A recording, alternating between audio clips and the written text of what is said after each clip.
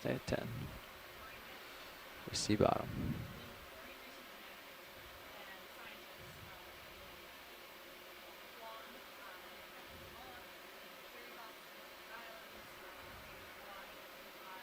Okay, I'm gonna start pushing down again, slowly, so you don't come flying by. Still coming down 10. I don't have anything on the bottom yet.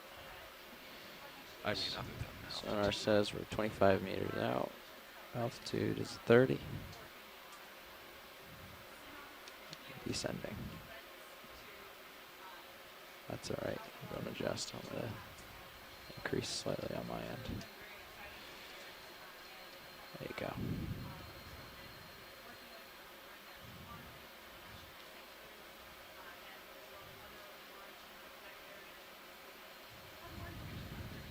Big heave. Yeah.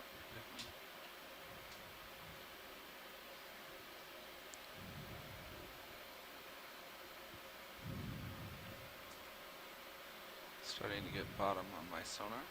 Agrees with yours. Copy that.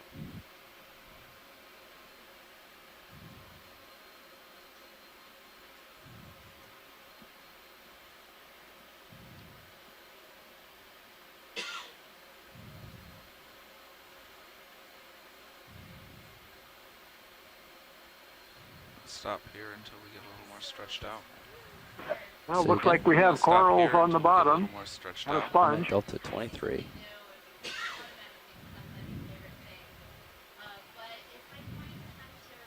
Almost direct. Makes me pretty happy already. I'll watch the tether. Camera's angles at 65. Yep.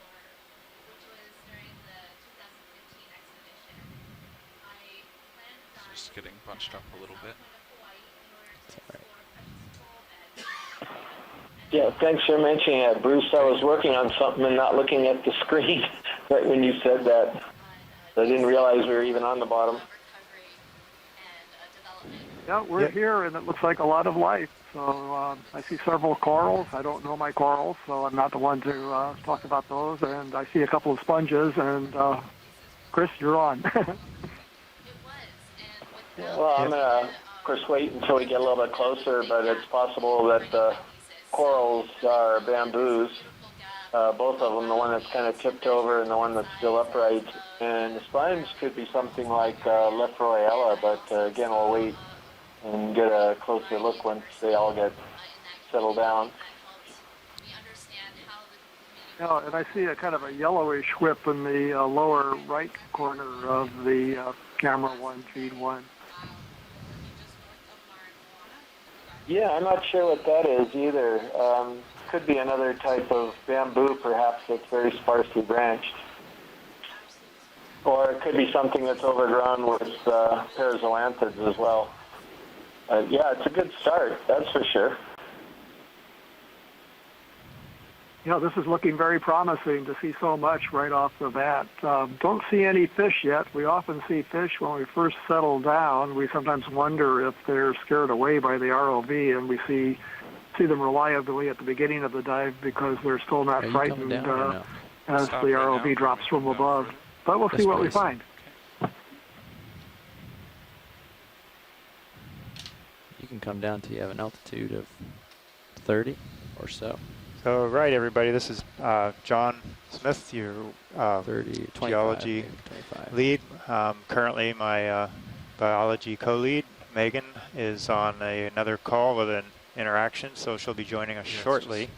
So I'm glad we have Chris and Bruce kind of drumming up the initial biology fanfare there. Looks like we have a nice volcanic substrate with some sedimented pockets in between, and I guess when we get a little closer, we'll see some more detail. But right now, I would assume it's probably coated with this polymetallic crust, cobalt manganese crust that we've typically seen through these older seamounts.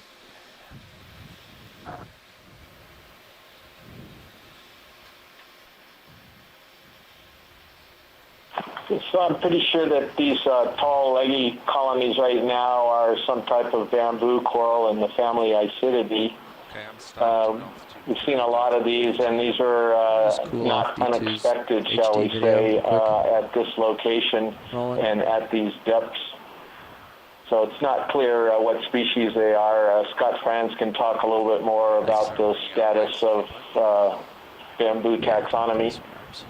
But that's what they look like to me. I did also think I saw a couple of primnoid corals as well, which was unexpected, several varieties. So I'm seeing a lot of diversity already.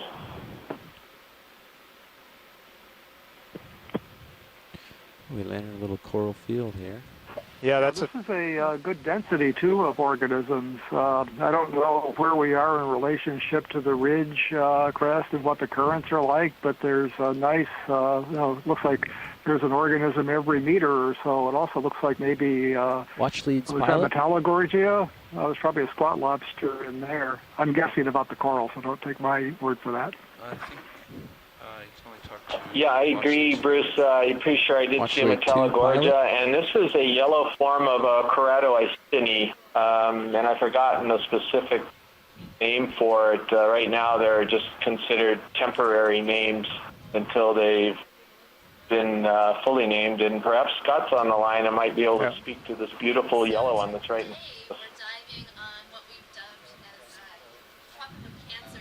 yeah, go ahead, pilot. Hello, watch lead. We have acquired bottom settling in, and anything of interest in the view you see, you may start calling out, and we can start to get those shots. Roger that. All right. All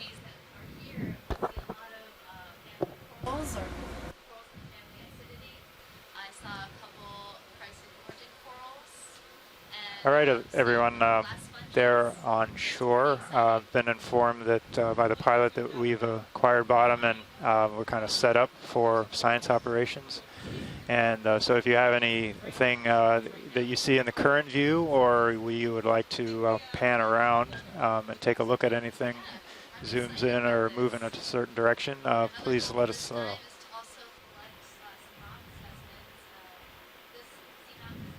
I wonder if we could get a close-up of the yellow branched one that's right in the center of the screen now.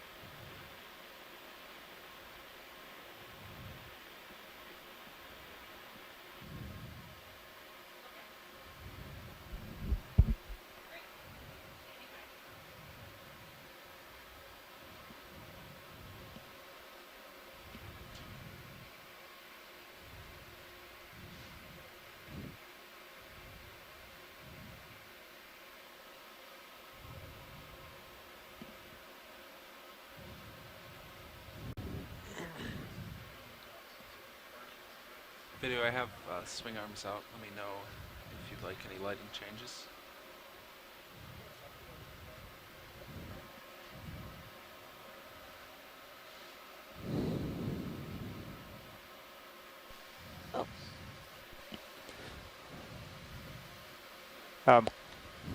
Chris, would you like to see any certain part of this yellow coral?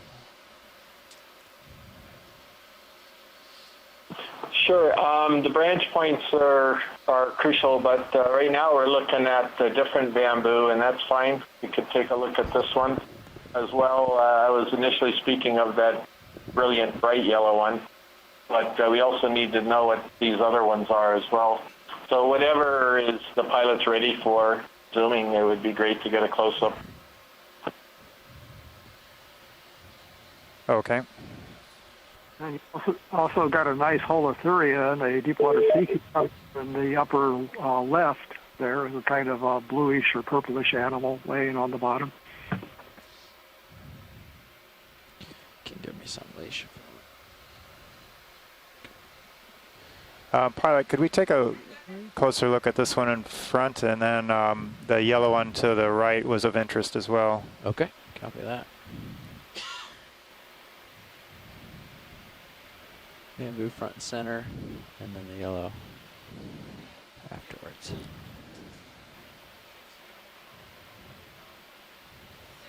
Sorry, gang on shore. I'm getting used to the multitude of intercom switches here. I think when I first asked the pilot to take a look at the yellow coral, I was on muted myself. So we're rectifying that situation.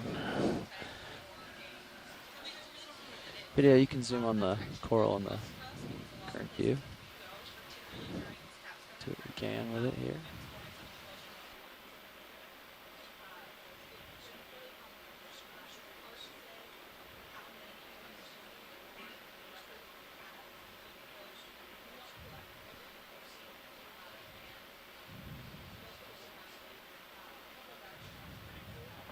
And I just saw a fish in the Sirius view, the camera 2 feed. It looks like a cusky. Oh, my guess would be it's a Bassozetus in the genus Bassozetus.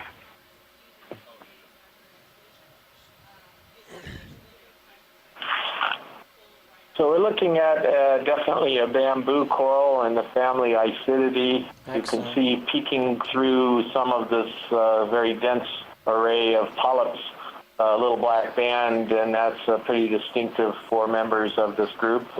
And those of you who have been following the Okeanos missions are also going to be pretty familiar with these. You really see the black band right there. And the imagery here is so spectacular that you can also see some of the hard parts in the polyps themselves that are called sclerites. And of course, I'm getting distracted by that sponge behind it, which is pretty interesting.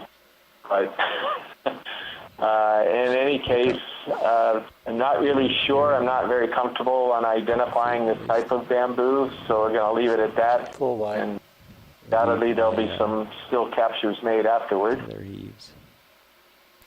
Get a better ID.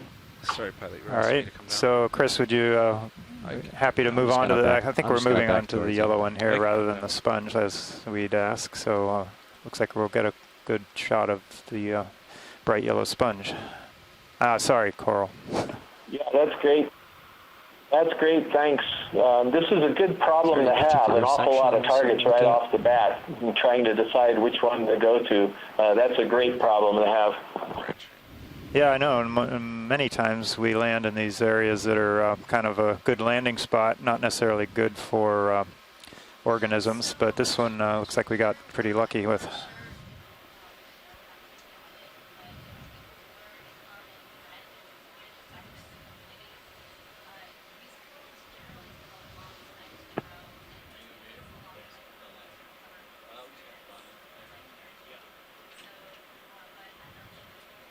So this is going to be another kind of bamboo coral. There's quite a lot of diversity in this family, which again is Isididae. I think when he zooms in a little bit, you'll see those distinctive black bands along the stem, and there they are over to the right corner.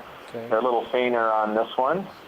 It's just the tissue here is yellow compared to the tissue of the other one, which is more whitish.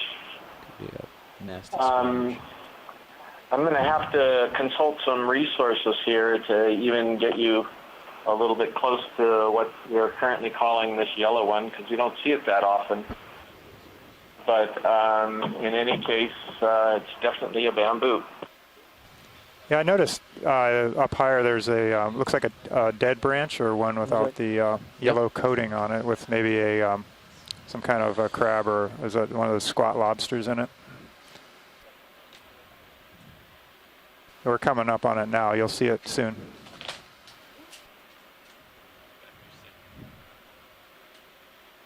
Yeah, this is a dead part of the colony right here showing the skeleton. So you can see all the yellow color is coming from the tissue itself and not from the skeleton. And you've got a beautiful squat lobster. I think we're calling this long-armed spiny galathioid because we don't know really what it is. And you're seeing a lot of hydrozoans that have overgrown the dead colony. They didn't kill it. They just found some nice dead skeleton to perch on and attach to. And these are all the kind of feathery things that are around it, and those are stinging, I believe, aren't they? Yeah, those are the hydrozoans, and yeah, if you were to sort of grab that with your bare hands, which of course you can't, but if it came up, for example, and you were to grab onto that particular part, you could get stung. Wouldn't be too serious, I don't think, but you would definitely feel it.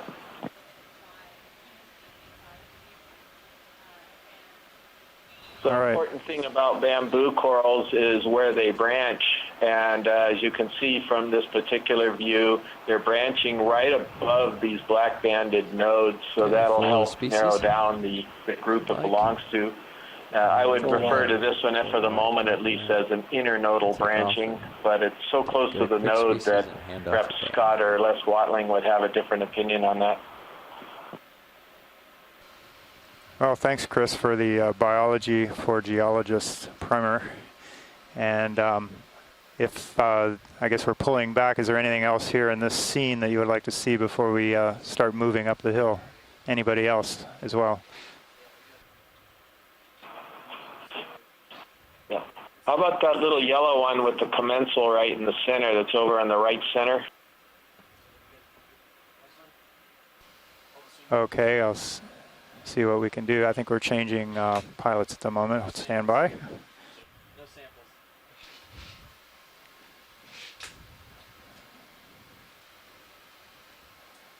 Pilot, are you able to take control and get us a shot of this yellow coral with the commensal crab or up ahead? Sure. The big one or the small one?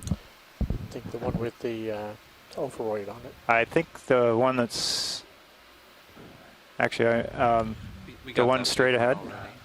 The bright yellow to the left. That's already done. Okay. Yeah, the yellowish one I think is versus the one to the right. The fan in the center, I think, is what they want. All right.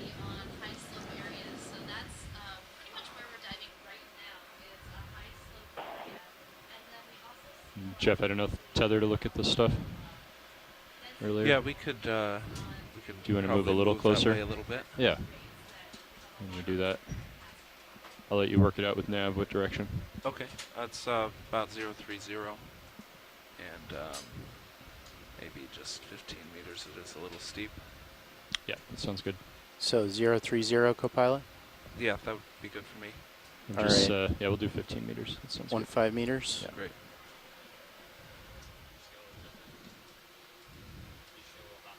Okay.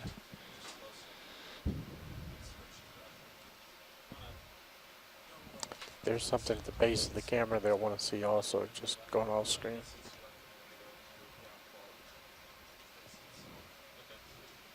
Don't know that anybody's noticed it yet. Okay. Do you want to zoom in? Pilot nav, are you 0.2 knots? Is that what we're doing? Yeah, point 2 should be fine. Copy. Yeah. So we're putting in a ship move right now, I Andy. saw that from outside. No. Copy that. We're just doing 15 meters toward D2. Did I hear 030. Okay, 030. Bridge nav. I'd like to request a 15 meter move, bearing 030, speed 0.2 knots. Good copy, Bridge. Is this what you need, watch lead? Hey, Nav, could you bump my sonar in as well to 50 meters? Yeah, that looks good. Yeah, let's bump down D2s to 30 as well. Yeah, Copy so that. this yellow coral, I think, is in the family Plexauridae. It's one of the soft gorgonians or bendable Right, you wanna zoom out a little bit, Roland? gorgonians. And right attached to it is a brittle star in the group Ophiuridae. There, looks good. Could be It's jumpy something today. called in the The family controllers? humanity. Yeah, not like Not really clear. But I'm pretty certain that it is a plexaurid with Ophiurid commensal.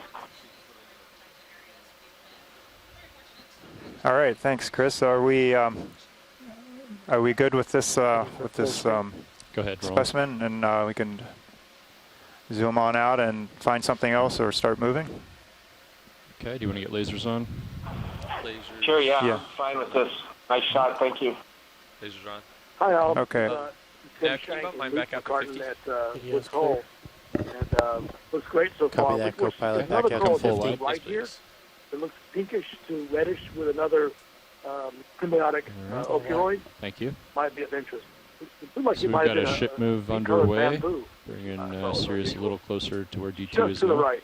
But we've got a little bit of time to look at other things. They're doing a ship move here. Hold on. We can look at things while we're moving. Just they have to be kind of close to us here. So Okay. if you see anything else you want to look at? Yeah, to the right of this, there was that other one that you had seen before, the reddish, smaller one that we could take a look at. It also has a commensal. Reddish, smaller one over there on the right. I see it. Okay. Yeah, right, coming in. All right, so you're going to help me keep an eye on the slope, co-pilot, and also we'll want to keep an eye on the tether where we've gotten those loops in the past. And it looks like it's framed up in the Titan right now. Yes. So let's keep an eye on that. Because I remember we had issues with that the last couple of dives, right, of the last cruise. All right, Tim, is this the one you had in mind? Yeah, I'm pretty stretched out there. Yes, it is. Let's do a partial from here, Roland, and then the ship will be coming our way here.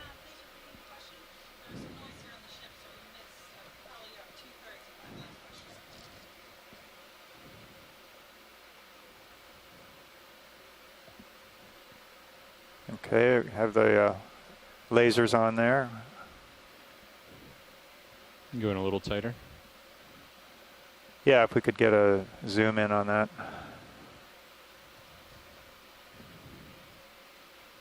Hold there.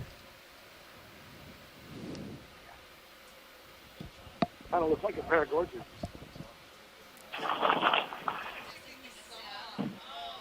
Yeah, I think I agree, Tim. This one's a little bit hard. It could also be a Coralliad, but I think Does it I feel would. like you're moving, Andy? I don't think you get a little bit closer view. That should be fine. It's going to be one of those two. Okay, when was that move called in, Andy? Just curious. 20:05, so about 4 minutes ago. By the way, it's And really ship great is to have almost the on station. lasers on. I just saw those, and for the people on shore watching, the two red dots that you see are parallel laser beams that are 10 centimeters apart, about 4 inches apart for a size scale. So that's really good. Thank you.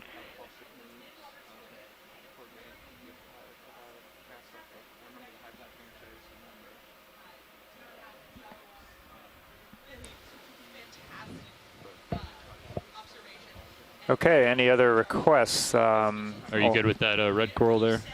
I think the ship's starting to move, getting a little closer to us. Yeah, I think we're going to move on. Okay. Yeah, we're fine with this red one. We can move on and start moving up the hill. Okay, you got it.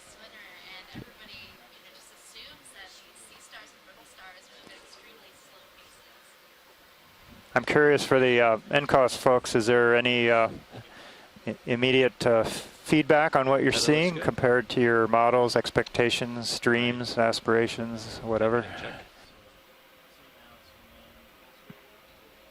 Well, in general, it's great to see coral, and I believe bamboo corals was one of the groups that we found a high likelihood of Sure, I think I might see the squid and Sirius view. I think we're maybe want to put another move in. Andy? Yeah. Oh.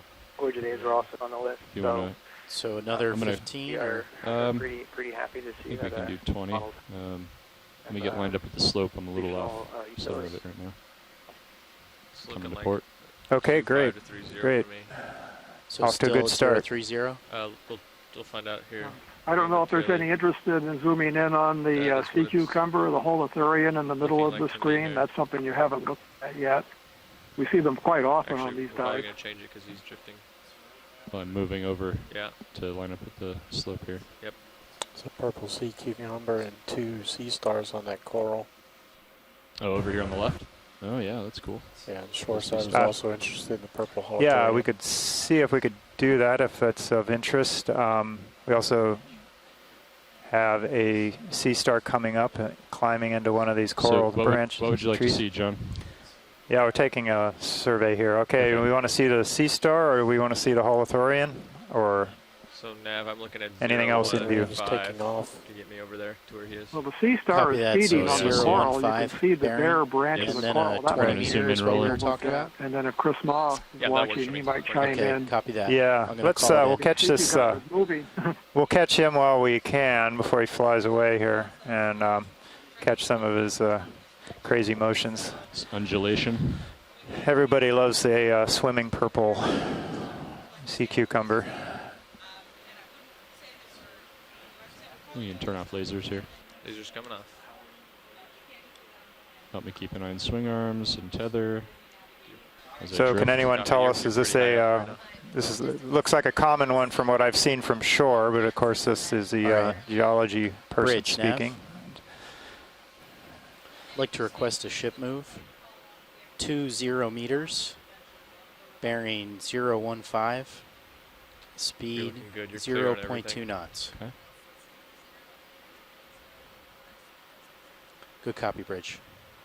Thank you. Some nice colors there, Roland. It's been good. Thanks. Smooth flying too. He's just falling right back down here. Pulling out. Yep.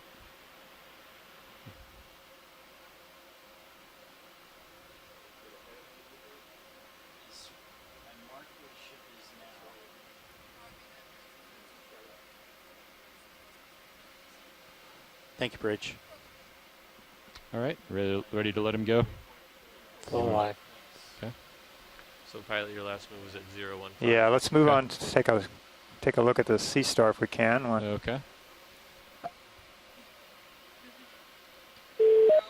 Hey, this is Chris Ma. Hey, Chris. How's it going? I thought that might get your attention.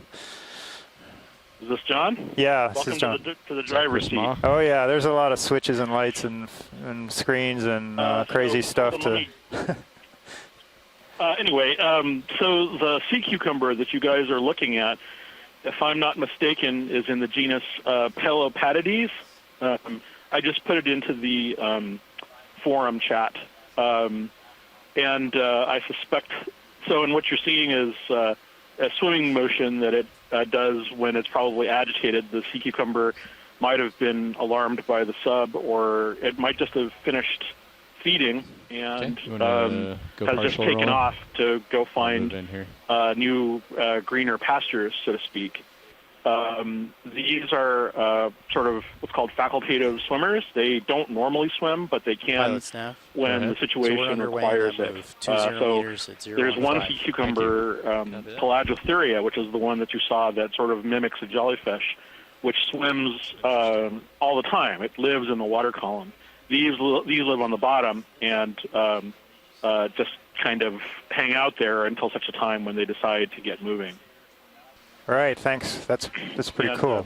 Can you fill us in a little bit on? Around a little as you guys gradually turn over to the Sea Star. Roland, and I'll try to get them So out we got of the that Sea other one in the Stars that back. should be coming in. It should be in your view by now. So we got a couple like Tim had pointed out in the chat, and they look different colors, but similar to me. Looks like they're chomping away on these coral trees. Come up in the water column and look down on that one that's feeding in the back. Ah, okay. About to hit the this coral. is interesting. There might actually be two different species on this one.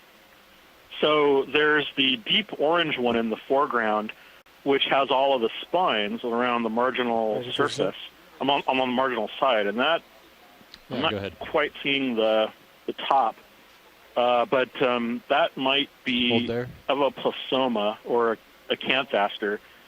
Oh no, okay, and then this one might be another of the same genus. Would this be a younger one, if it's the same, or just a different one, different species?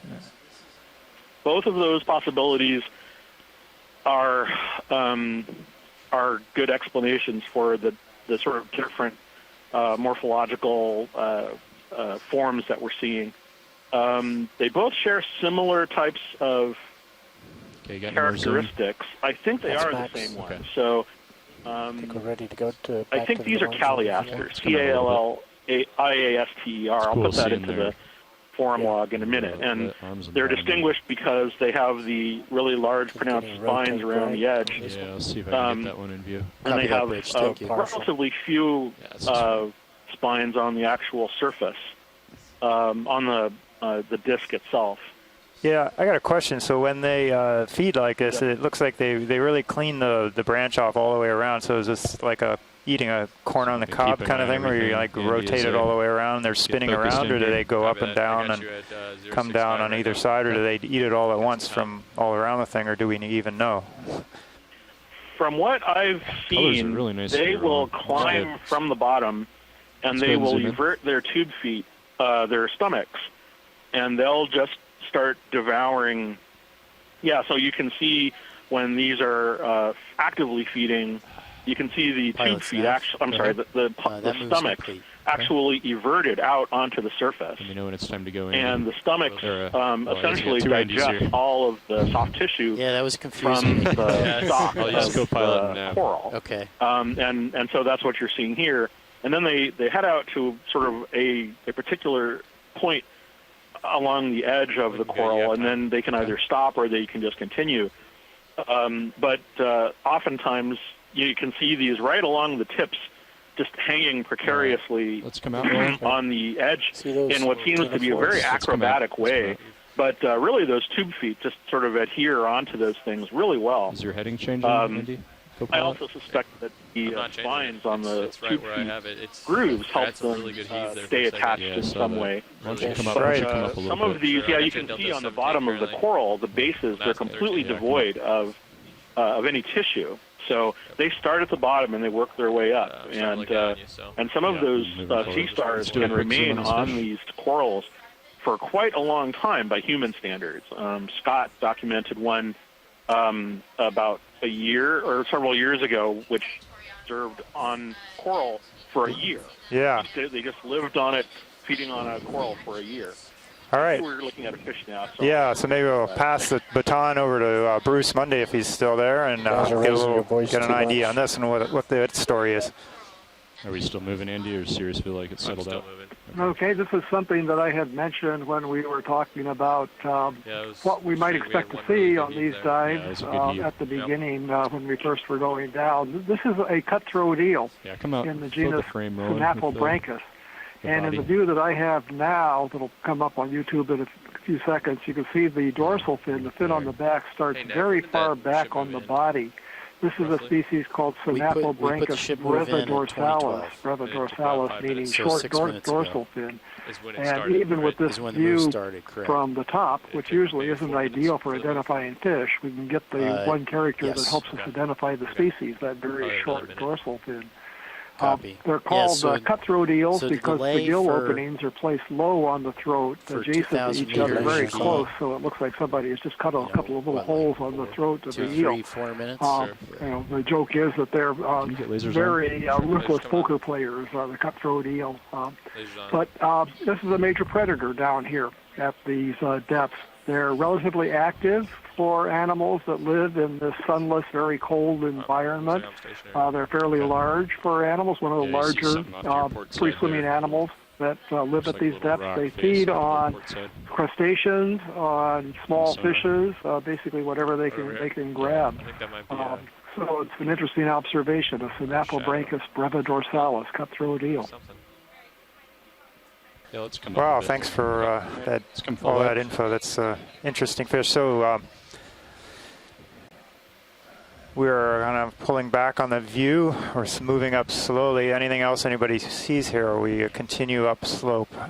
We do have a limited dive length today because of needing to get going for the next site. So we're kind of under some pressure to move up the slope and get to the ridge top, which is of actual primary interest to those who propose the dive. But of course, if there's anything here that we need to see, we'll look at it. Is that the Sirius frame maybe? What is that? I'm not sure. It's kind of odd, huh? I'm not even sure that's not you. In a weird pattern that we don't recognize. Do you folks have an interest in this large coral tree in front of us? Oh, that's definitely you. Okay, all right. It's kind of a strange shape. Yeah, it threw me off too. Okay, any interest in this, John? Does not sound like it. Okay. So we can move along. Just keep scanning as we go up slope. I'm ready. Copilot, Nav. Go ahead. So do you feel you're settled out? I am. Okay. I think I settled out about a minute or two ago. All right, copy that. You can zoom past the box. So, rolling. There you go, thanks. So pilots, do we want to put in another move? Let's hold off 1 second. Copy. Push out and figure a new heading here. Although on mine sonar it looks like I'm upslope.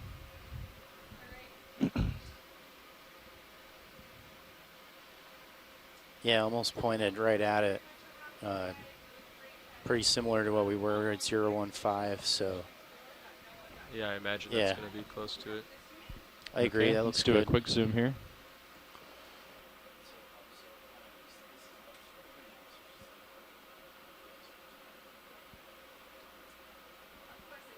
Any interest in this, John? Let's come out rolling.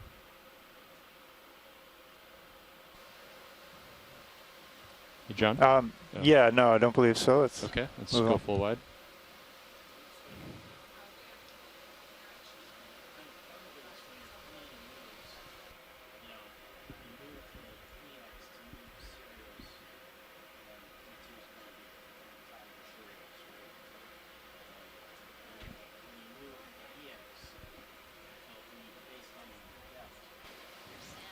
All right, so while we're moving upslope, and we don't seem to have anything major in view, when we first got down, it didn't really do a proper welcome to everybody.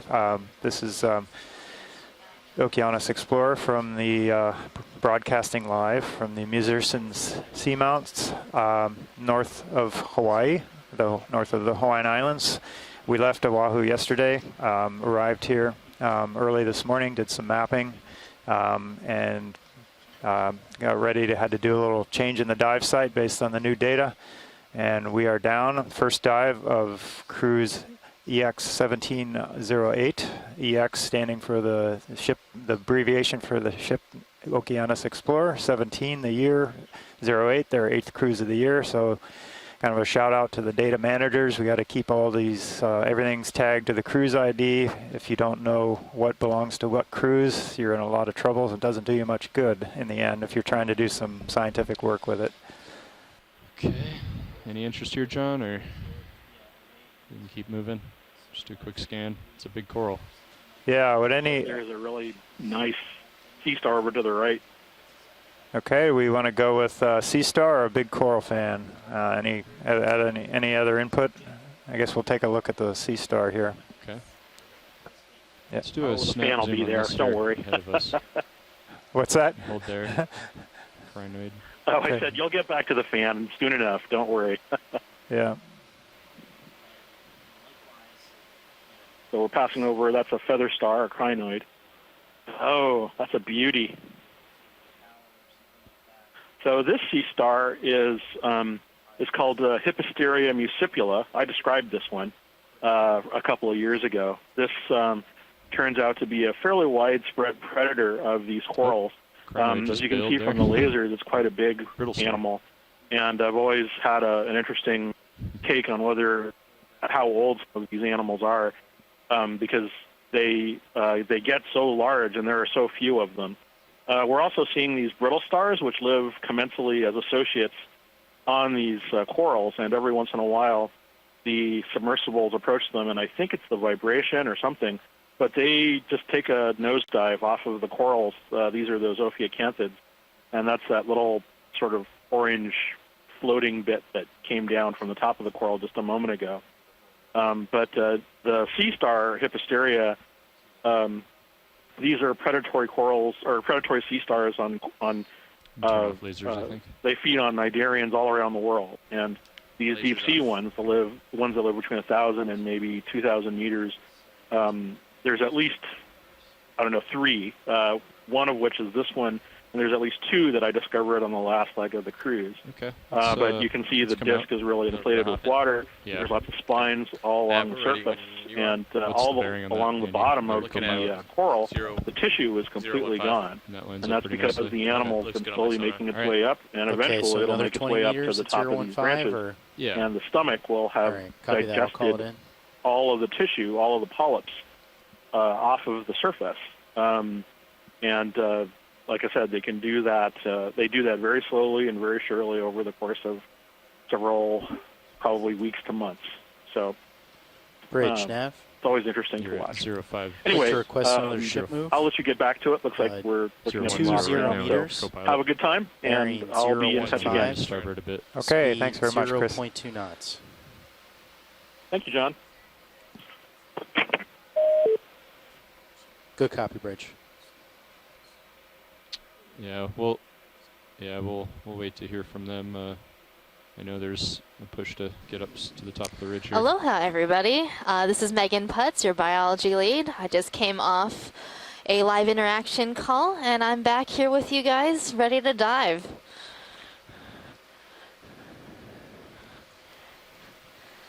So I've been looking at the screen. We've been seeing a lot of really interesting stuff. It was hard not, watching everything.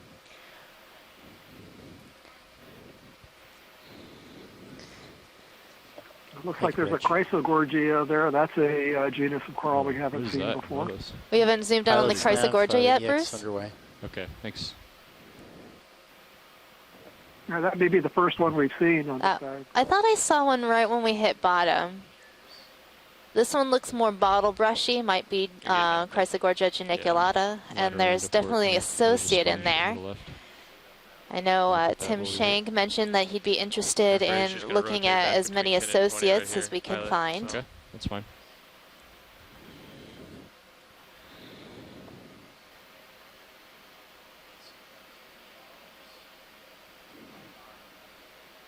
So we have a nice sponge in view. Is there any comments or special interest in this sponge to take a look at? Well, there's a different species of crinoid attached to it on the side, and then sometimes these have commensal shrimp that live inside. I don't know if we see those or not. Chris is the sponge aficionado, but there you get a nice view of this purplish crinoid. Lasers should be on. Yep, there they are.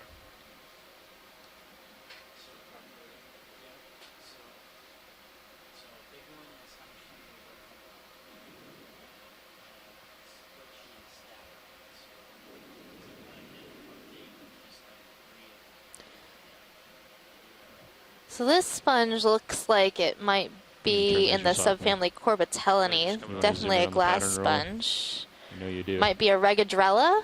Hold there. You know what was going through my mind.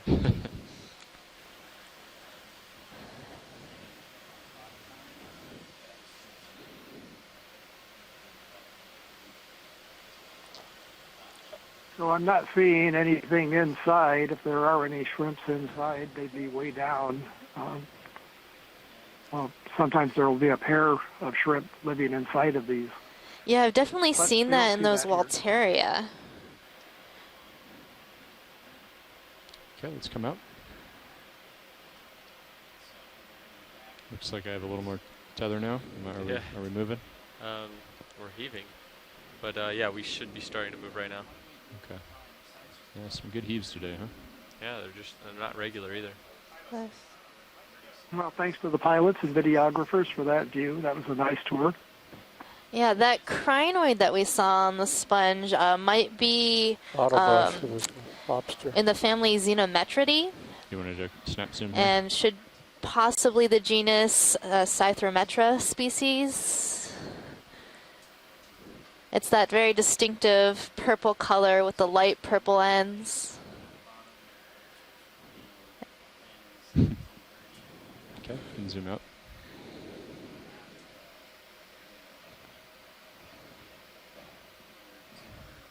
Andy, can you kill that auxiliary light? Oh, in the back? Yeah. Yep. I saw Metallogorgia with its commensal asteroid.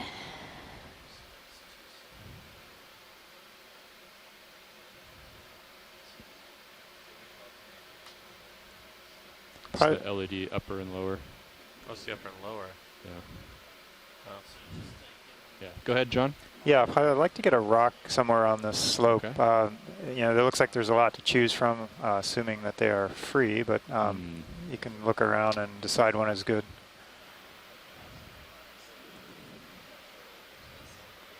Yeah, this is, it's all, it's pretty well encrusted.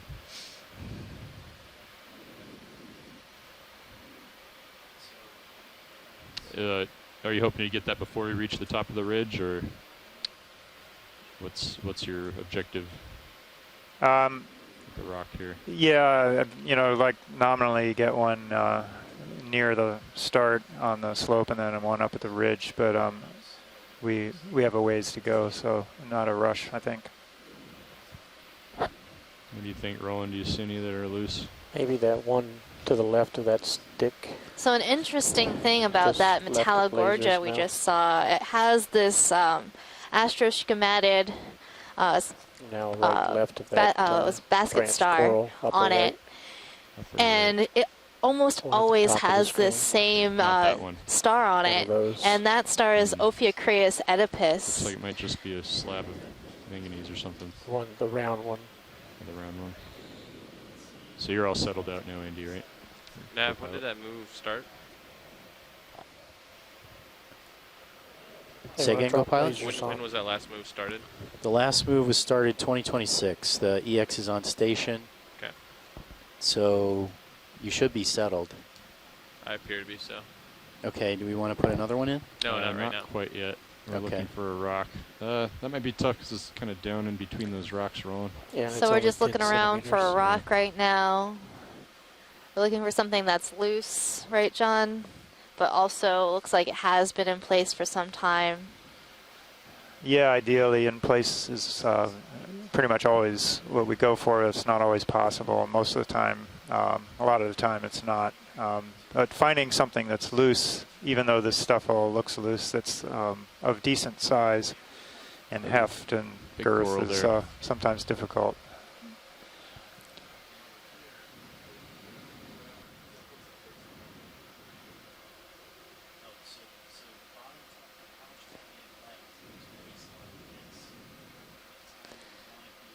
So if we were to age these rocks, what sort of tests would we use to figure out how old they are, figure out how old this seamount is? What about that one up there? So they use Diagonal or radioisotopes, straight various Kinda tests depending on above how the old lasers right they now. suspect these See what are. I'm saying? But that's the Where's the point of blues? collecting the rocks here. For one of them is just the geochemistry of the rock. You can tell a lot by doing tests on the lava of the rock itself and the minerals that make it up. You can tell different volcanic provinces. You can do some identification that way. That doesn't give you dates. Then these other methods I'm going to do a you bump mentioned test, are Andy. give you a date, and that helps It's to, the tell one us on the left side. where it belongs to primarily. Would it be moves. it's kind of in the middle between the Hawaiian chain and the Cretaceous seamount, so it'd be interesting roll to away. get a couple samples here and see what's found out about that. So we're doing a bump test, John. Do we That is also very date rocks encrusted. based on the thickness of the manganese roger that. crust? So I'll try what about one of these on the right. Those look. Oh. Those are loose, but it looks I like think it that's all. might just be little manganese Yeah. slabs. I don't know. What do you think, John? The ones I just bumped on the right side? These ones here. Can you zoom in, Roland? Hold down. Yeah, it looks a little flat, Yeah. but Okay, let's can't come really out. tell. Yeah, it didn't look Doesn't promising. look that good. All right, well, we're going to keep moving up slope, but we'll keep an eye out for Okay. you. I mean, I suspect the slope is steep enough that most loose things might have rolled down slope, right? Is that reasonable to assume here? Is that why we're not seeing a lot of low stuff? I rotate side to side also. Yeah, it could be. Okay. Let's do 20 meters upslope. And we're still calling that 015? Actually, it's looking more like 010.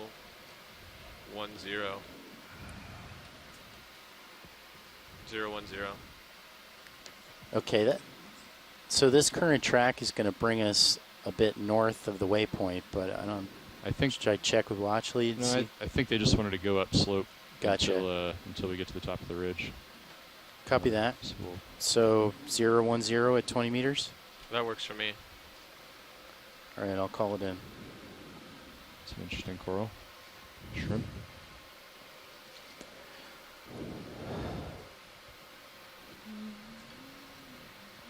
want to do a quick zoom, Roland? Bridge, nav. Can I have a ship move, a 20 meter move? Bearing 010. Not hearing any interest. Speed 0.2 knots. Copy. They want to tilt up a little bit, just Good go. copy, Bridge. Thank you. Pan left and right just to get a strike. You want to see the slope, Roland? Yeah. Okay. We've been really tight, close for a long time. Yeah, we're just trying to keep heading up slope. I think there's a big desire to get to the top of the ridge. We can certainly take a look. See, that's a pretty impressive shot there. Well, this is a really interesting density of corals. They're quite abundant in this area.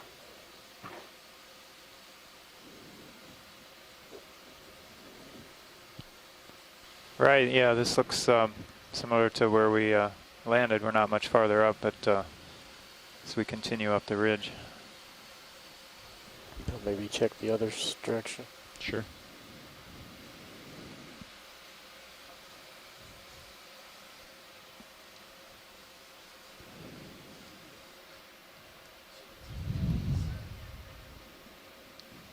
Go ahead, Bridge. So Brian or Lori, if you're on the line, is this what you were expecting to see when we landed? A lot of isidids and other corals. I think I saw a Paragorgia earlier. Pilots, but that should be fine. Thank you. So you want to do a heading change after this move? That's right. Yeah, 10 degrees. Brian, okay. It's definitely what we were hoping to see. There are a few of the groups that we had developed predictions for. What's that wind looking like now? Already. Is it and still under 15? I think it was on that true George EP Box that said all models 11 knot. Well, looks like between 10 and 15. Okay. This one is still southeast. Okay. Gotten more than we were hoping for. That's great. Is there anything unexpected?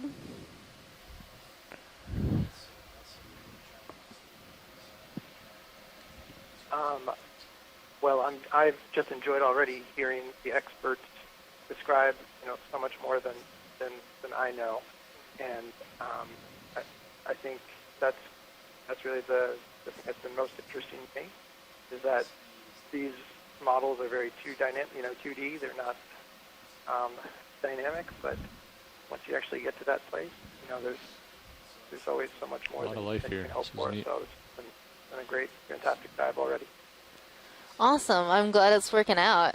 It's really exciting to see all of these different groups all together. I was really hoping for a high-density community, and this looks like it should be one. Seeing more rocks here, John. Embarrass Chris Kelly a little bit. Sponge looks different with lots of crinoids on in it. helping us put together these groups of deep-sea coral predictions and also reviewing them. So I just want to acknowledge take a look at this rock on the left.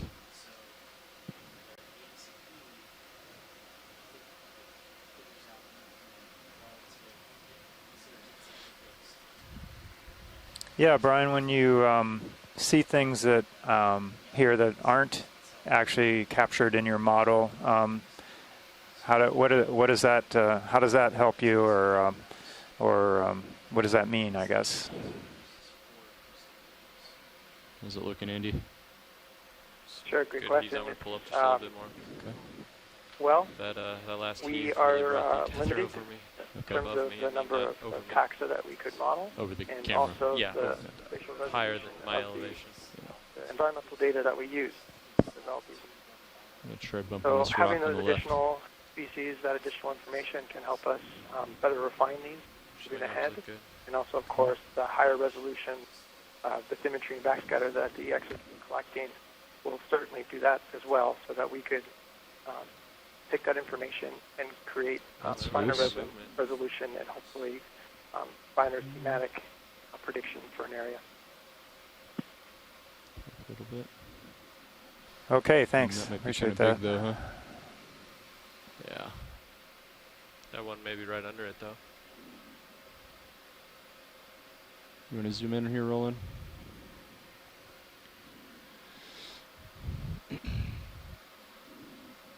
So this rock is loose, John. What do you think? This big one right in front? Yeah. It looks pretty good on the shape, so we could give it a poke and see. Yeah, why don't we give it a poke, see if we can flip it or get another view of it. Okay, let's come out rolling. And is that, are we still moving? Yes. Okay, how much left in the move? Nav, what time did that move start? There's a couple of other animals that we see in this view. There's a pale white sea cucumber, a holosurian, or sea pig as they're called sometimes. There's also a shrimp that has long thread-like legs, and that's a nematocorcinus shrimp, which is one of the more abundant types of organisms at these depths.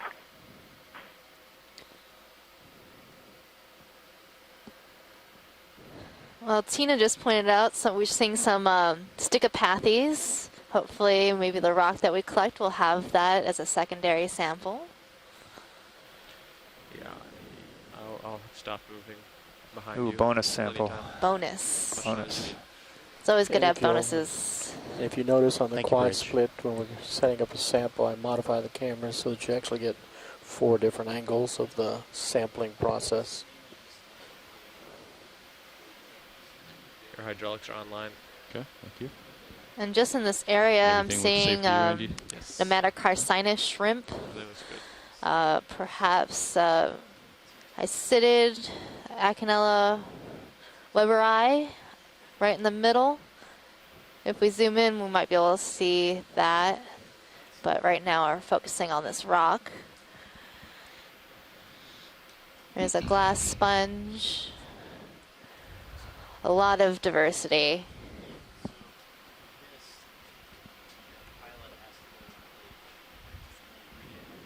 Okay. And Andy, I'll have you can keep this screen up. Okay. Just be ready to swap in for mini zoos if I think I need it, but I don't think I need it right now. I mean, I can watch up here on mine. Okay. If you want it. Sure. Okay. Yeah. Yeah, if you feel like you're safe, then that's fine. You have control of mini zoos currently. Yeah. That might be kind of big, but let's take a look.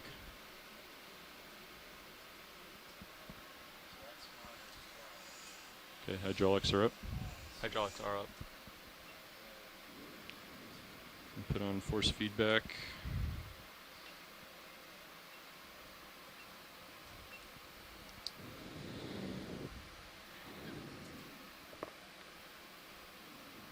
Pots look steady. Okay, ready?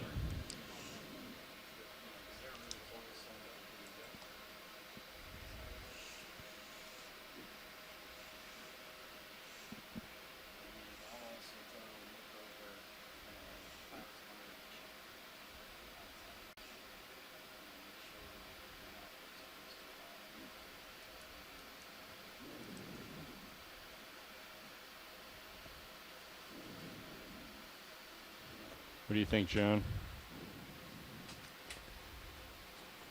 Does look pretty big. Yeah, it looks pretty big. There is one Not going to to fit in the box, or just too heavy. About the one with the coral. You see it? Well, we wouldn't be able to put that in the bio box, I don't think. Yeah, okay, let's find something more reasonable then. Okay. All right. No good on those ones to the right of it? The smaller ones?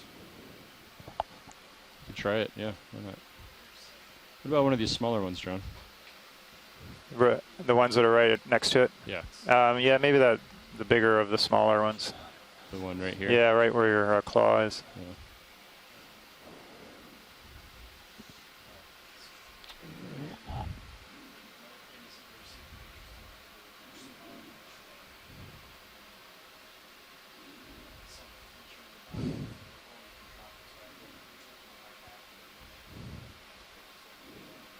That looks pretty flat, though. Yeah, I just saw that. Yeah. Okay.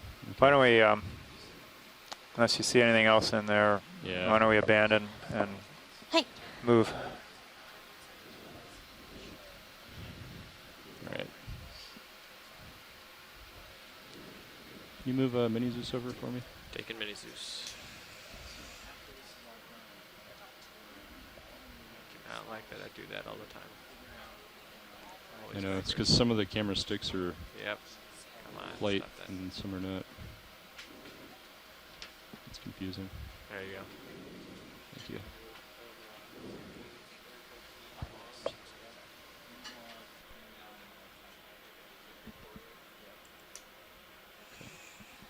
Ready for me to center back up?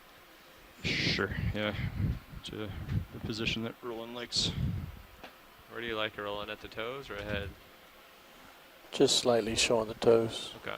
Just like that. Okay. But centered. Video swapping out. Okay, thanks, Roland. All right, you good, Andy? I'm going to switch it back here. Go ahead. Yep. Okay. I'll take my camera back. Thanks. You have control.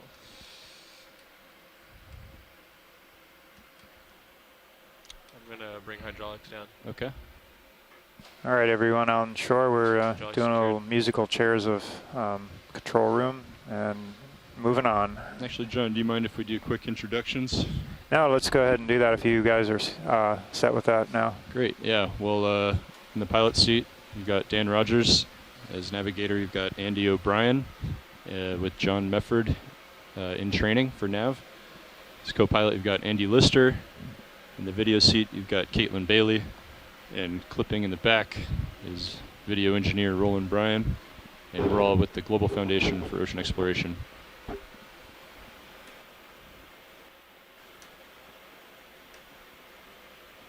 right, I'm going to push ahead.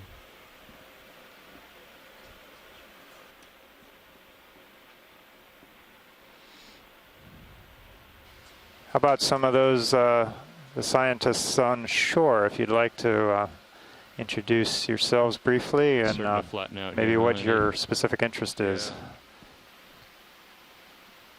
I'd say let's go ahead and get a 20-meter move. Copy that. What do you think? Is that too much? Now, this is Bruce Mundy. I work for NOAA, National Marine Fisheries Service. I work at the Pacific Islands Fisheries Science Center in Honolulu, Hawaii.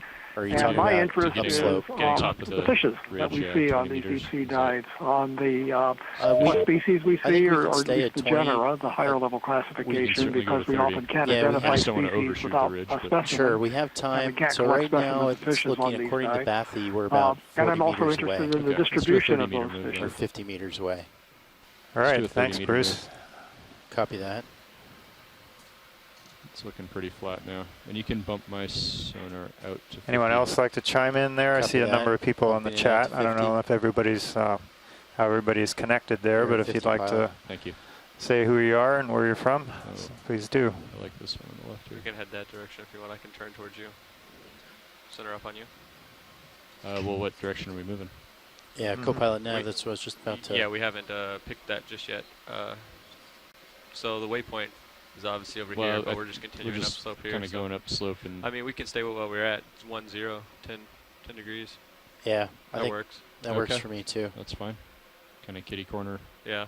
Hey, this is Luke McCartney. All right, I'm going to call it in. Oceanographic Institution in Tim Shanks Lab, and we are very interested today in seeing Bridge, corals nav. and their associated organisms. I request a 30-meter ship move, bearing 010, speed 0.2 knots. So watch lead, any interest here, or? Good copy, Bridge.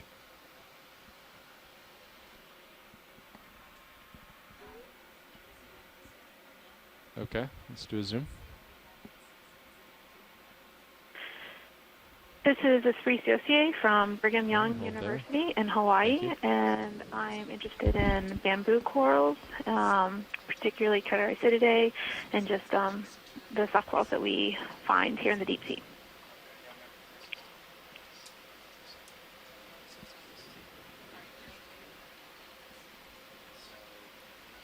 So one thing we got to look out for, Andy, is we're not really sure what Megan, this is my absolute favorite coral. So it looks flat and averaged out, but yeah, it's a pretty great one. Steps, there could be a lot Iridogorgia is sharp features a stunning from the top. deep sea coral.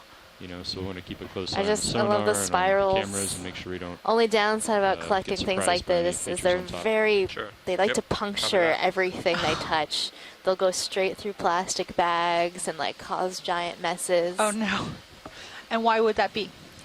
So their skeleton is relatively stiff and it's very, very thin. So it's like a little needle and it'll go straight through a plastic bag. So when we do collect something like this, we have to make sure we package it appropriately away from everybody else. We had a big problem, what was it, last year, coming back, where it was just, there was just a whole slosh of ethanol in with this sample.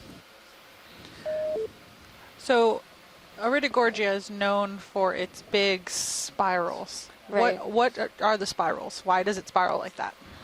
I'm not exactly sure why it spirals like that, but if I were to make a guess, I would say that it gives each one of those polyps its own little space to collect food, spreads them out really nice and evenly.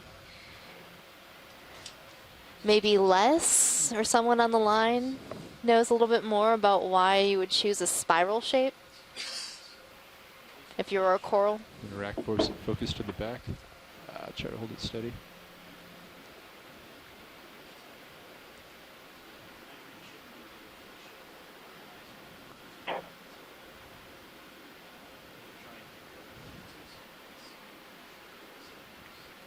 I'm seeing a little copepod right up there in that Iridogorgia. Okay, let's come out. Thanks.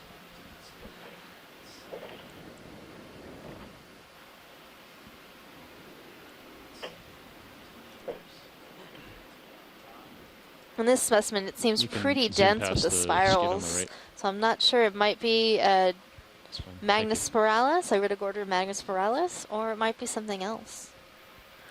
I'm not sure if there are any other species besides Magnus spiralis and Iridogorgia bella that we know from the Hawaiian Islands. So Megan, the spiraling, do you think that's just a efficiency method of mechanical that you can get more surface area in a small amount of space to get more flow, more filter options? Maybe if you're constrained by how much you can spread out? Yeah, that's what I was thinking, John. Do you think they get more spirals as they get older? I would assume so, because as the coral grows, it'll add more polyps, and so more polyps means more little offshoots, and more offshoots means more spiral.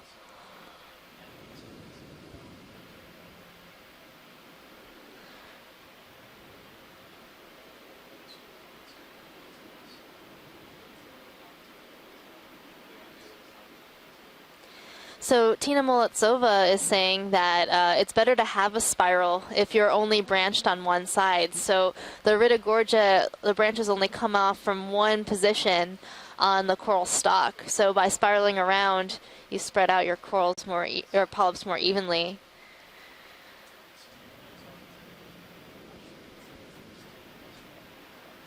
So Les that move agrees. going, co-pilot? I'm moving. Okay. Currently.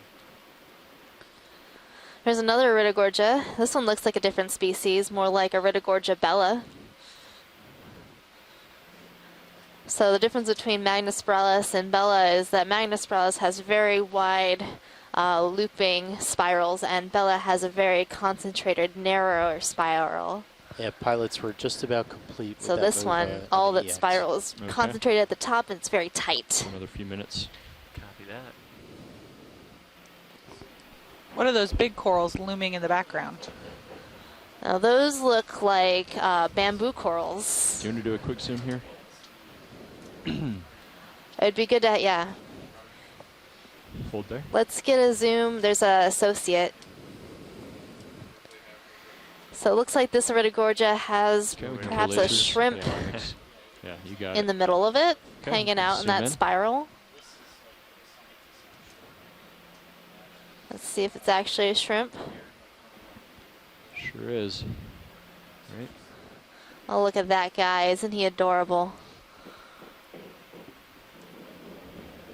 Thank you, He's a Rich. two-tone shrimp. Orange and white. Orange or orange and translucent. Is that purple I see on him? So that purple part is part of like his antennal filaments, I think. And so they have a lot of little hairs coming off there. They can use them as a comb. Is that a stash? Yeah, it's the shrimp stash. Shrimp stash summer. All right. Okay, you can zoom out. Watch leads nav.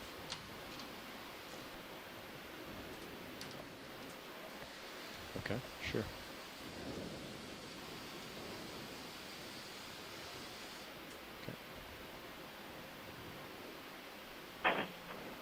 Watch so, leads nav. Megan, are those shrimp? Are they territorial at all? Do I only see one in there? Do they, or is that just because there's not that many shrimp down here? I don't know if they're territorial. You usually see shrimp in pairs, especially if they're inside the sponge. So earlier we were talking about the shrimps. Bruce was mentioning the shrimps inside the sponge, and they'll be in a pair, and those are Very dramatic, isn't it? presumably a mating pair. But this guy maybe hasn't found his mate yet. It's hard to find mates in the deep sea, so once you find one, it's good to stick with them. Sounds like a good strategy. Maybe we should bring a shrimp puppet head down on the other arm and do a little experiment on the next dive. That would be fun. Okay, moving up slope. John, did we get a zoom in on some of these isidids earlier in the dive to see if they're internodal or nodally branching? We got some bamboo, but I don't think we did a whole lot of zooming. We were mainly looking at some of the commensals that were in some of the other corals while you were on the other line. Okay. So I don't know if I bumped my heading or... Pilot, can we look at this bamboo right ahead? Sure. But it seems to have changed my heading for a second. I'm also seeing what might be a black My auto coral, heading. so maybe That's very odd. I Tina, wanna keep an eye on it. if you see this, let us know what this black coral might be. All right, so this one on the left here is that white one. Which one, Megan? The one on the right, that sort of orangey bamboo-looking one.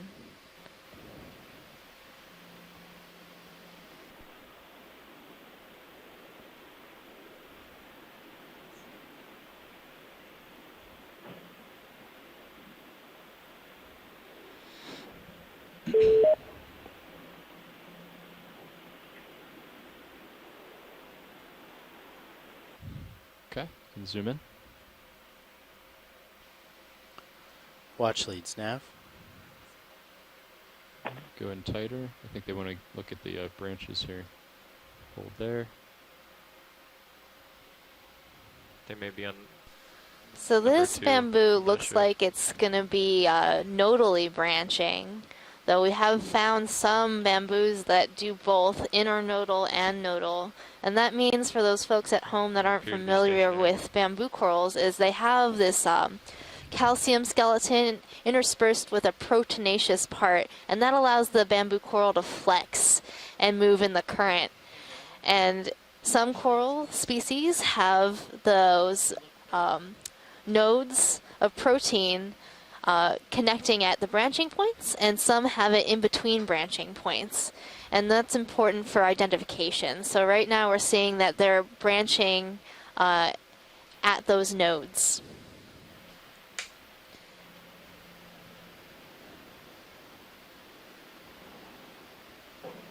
Okay, are you happy with that, Megan? Yes, that's great, Pilot. All right, let's zoom out. And next, before we move on, let's look at that black coral, that fuzzy looking one at the side. Sure, the left side. The left side. Yeah, that is a large one, huh? Co-pilot nav. Go ahead. Do you feel you're still swinging? No. Okay. Little stationary. My heading's turning. Are you getting tugged a little bit, or? It doesn't feel like a tug. Oh, I guess it wouldn't be. The tether looks slack. Yeah, it doesn't feel like a tug. It's. Is it regular or just kind of a perturbation? Yeah, it's perturbation, but it's odd because it's not usually like that.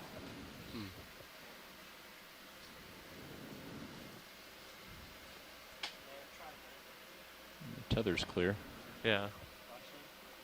And your feedback is pretty low. You know, Watchley, do you hear me? 12, 15. Okay, okay, I can hear you now, Nav. Okay, great. Just to give you an update, Watchley, we're on track to meet waypoint 3.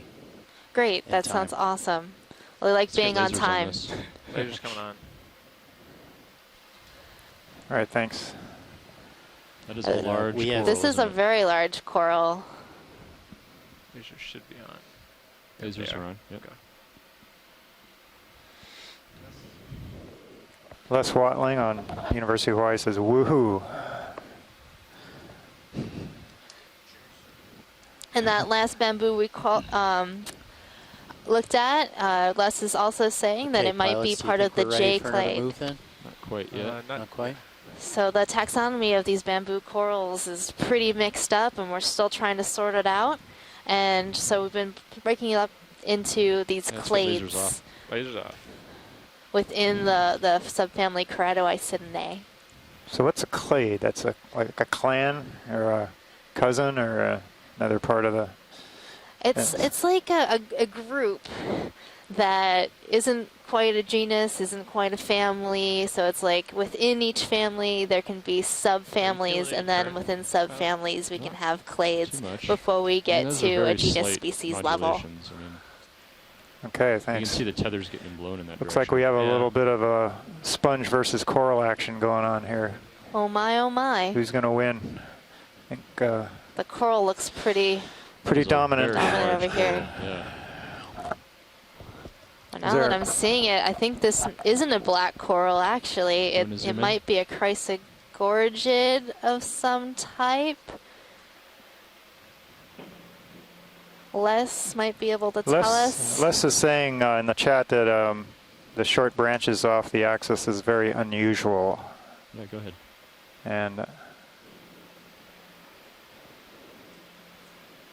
And Bruce is complaining that there's too many nice organisms to account for. So it's a good problem to have, like Chris Kelly said earlier, but a little bit overwhelming.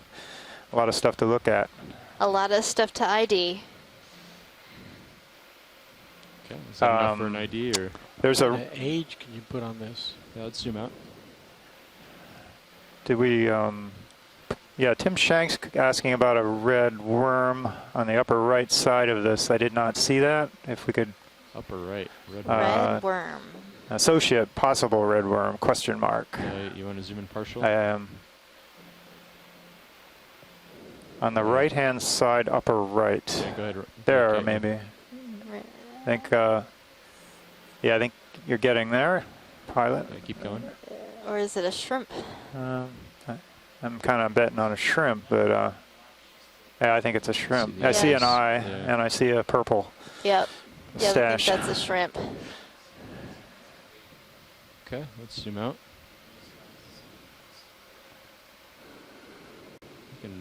Well, I'm going to back up a little bit. You got to rock a little ways to port. Oh, it's pretty it's stunning. Clear, but yeah, I see it it's there. over there. Thanks. I don't even mind that it's covering up the rocks. Oh man, you know it's dangerous when the biology is impressing the geologist. Yeah. We already got lasers rolling.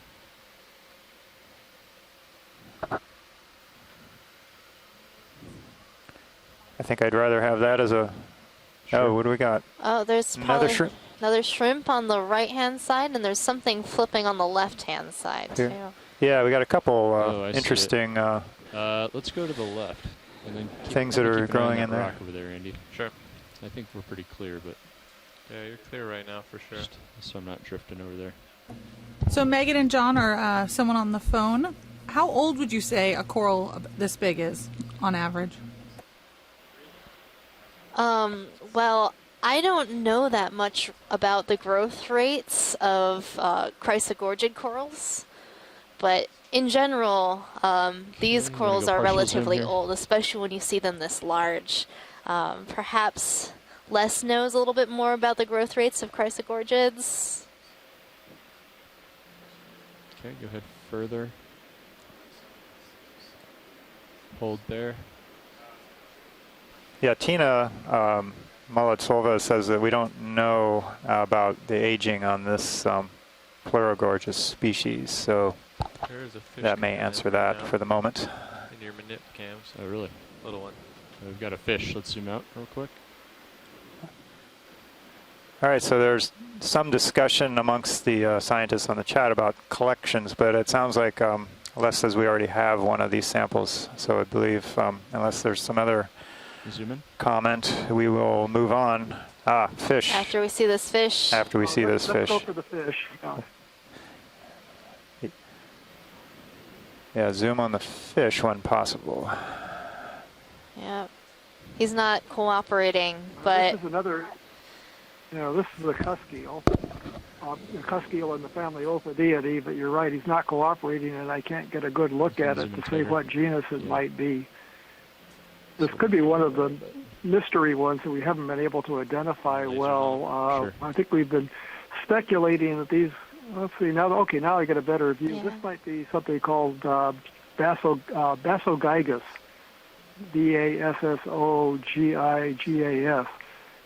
The morphology of the gill cover can give us a clue about that. But there's also another thing that we've been calling spectrunculus, but I don't actually think it's spectrunculus.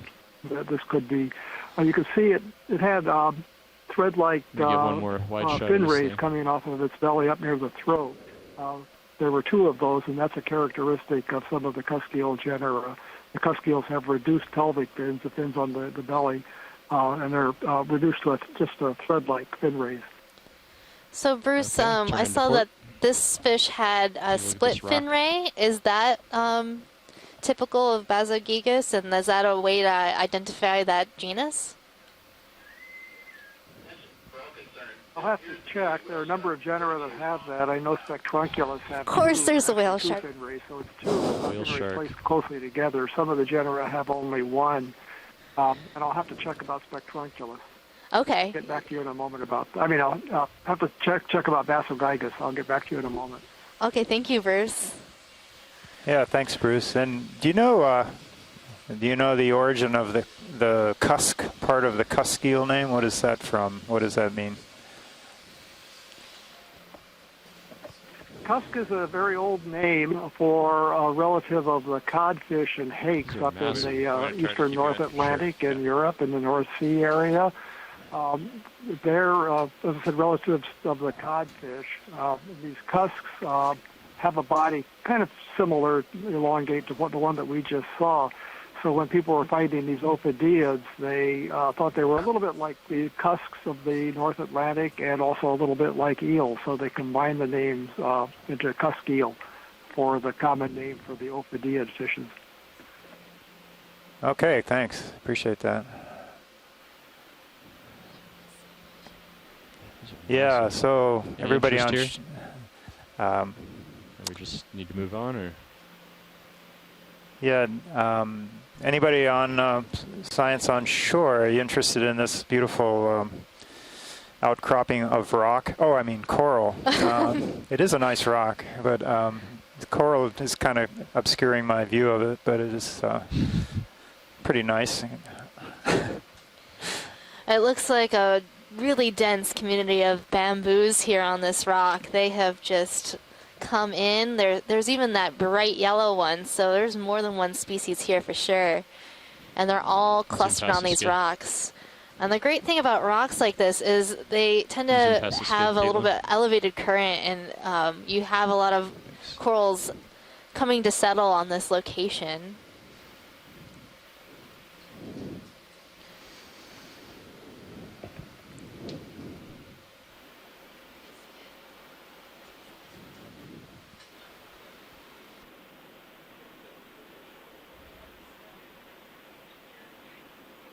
Very dense. Okay. If we shimmy back over so that I can face due north, it would make for a good move. Sure. All right, I think we're ready for a move. Copy that, pilots. I'm looking due north, nav. 000.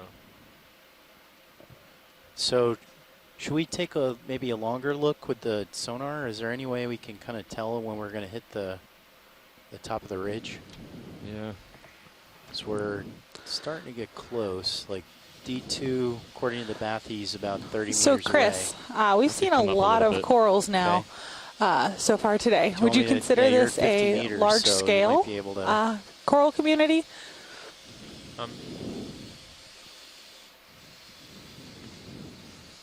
So I'm altitude 7 meters. I can see out 50 meters. You know, it's pretty flat.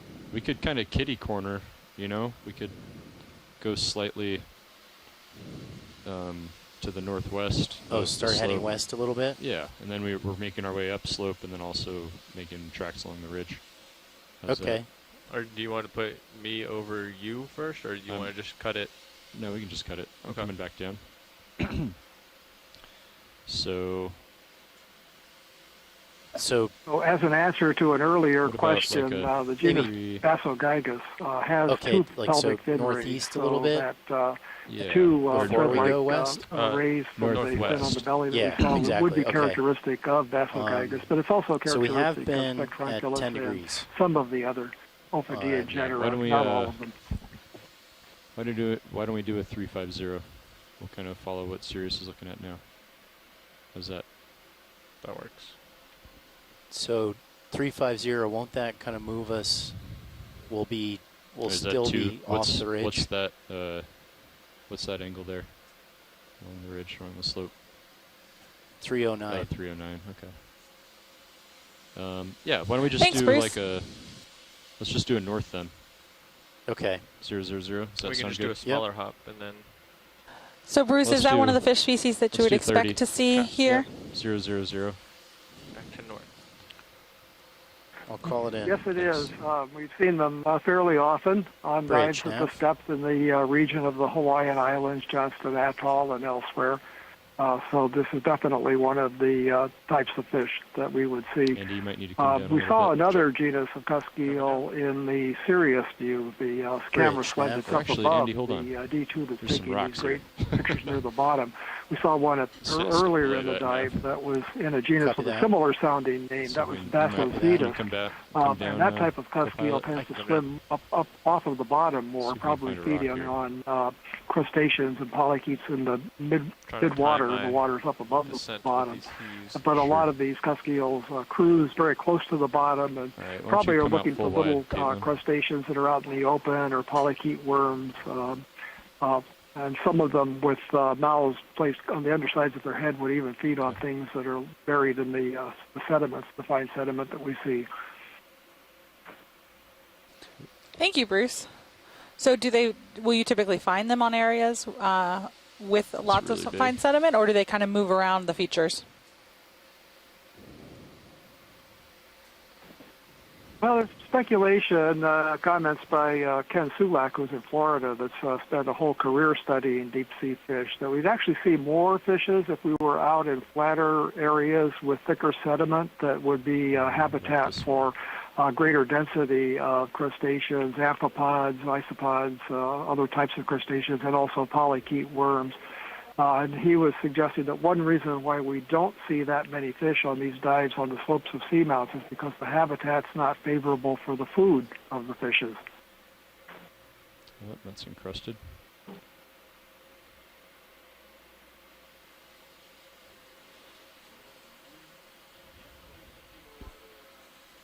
Thank you, Bruce. Just gonna back up a little bit here. There's some rocks down below D2.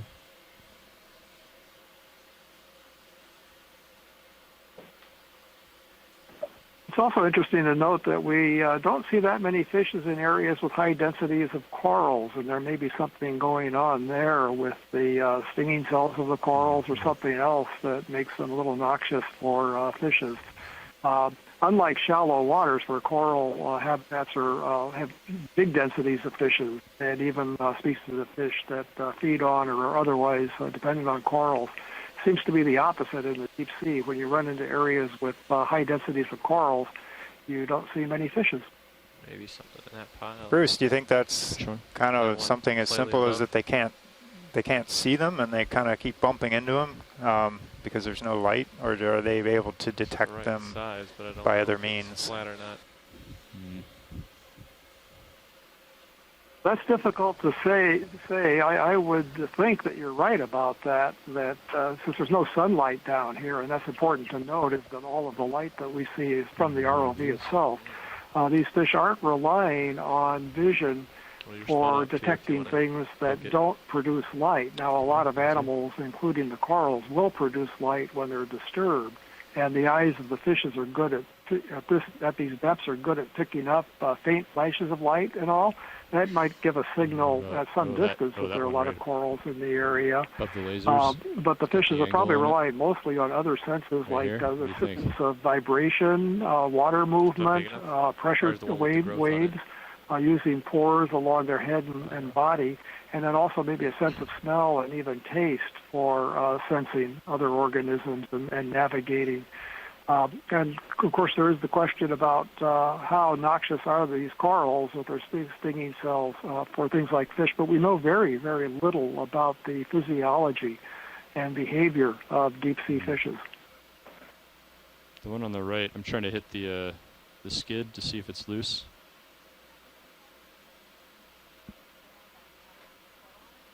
So the one to the right of that, it seems pretty much encrusted though. There. It's that one with the angle on the backside.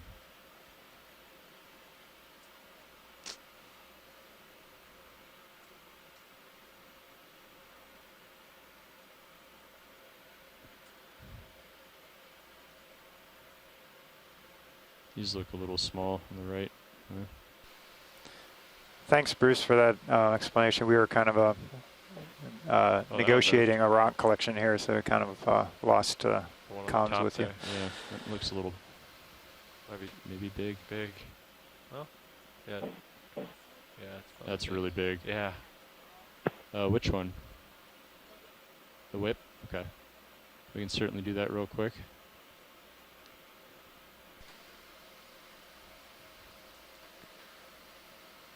So we're going to make a zoom on this whip right here. Let's see. It looks like it might be a black coral. Yeah.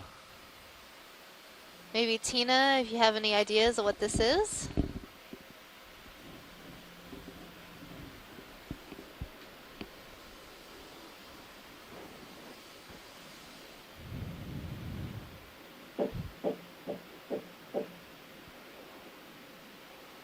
It's a pretty neat coral.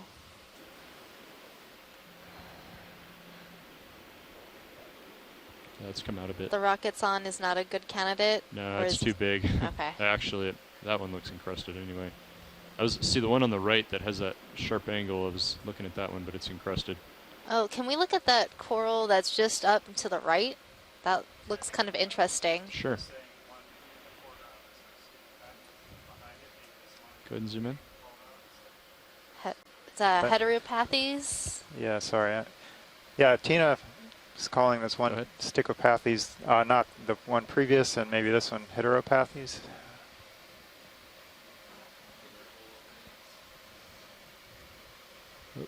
Oops. That has a really interesting, like, polyp structure right in the middle there. Biosample? That is very weird to me. I've never seen anything like that. Can we move? Is that typical of a 15 meters, heteropathes? 15 meters, yeah, toward D2, please. Yep. That's about point. Do you want to zoom in tighter? Full zoom. Yeah, I don't remember seeing any of these on other the expeditions I've watched from shore. Yeah, base. No, that's unusual. That's about 0.5 degrees. Copy that. 050 or 005. 0.05. And 15 meters. Yeah. Is this a possible collection, Megan? Call it in. I'm asking Tina right now if she's Bridge, Nav. It looks very strange to me, so it might be. All right, can we come out? Bridge, nav. Yes, please.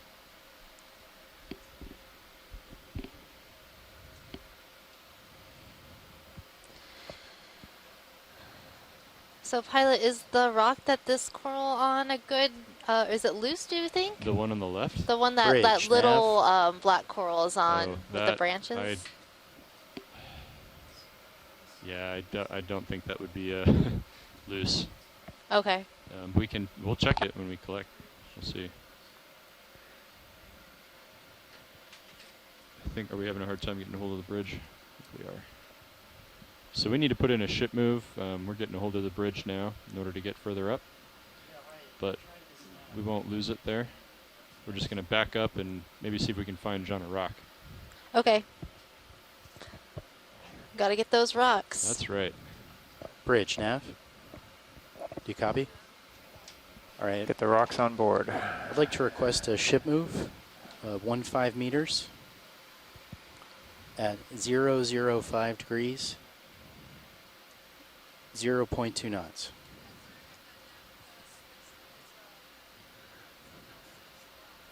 No worries.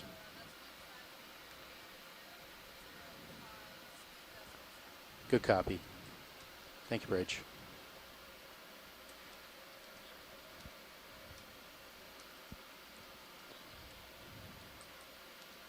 It looks pretty encrusted.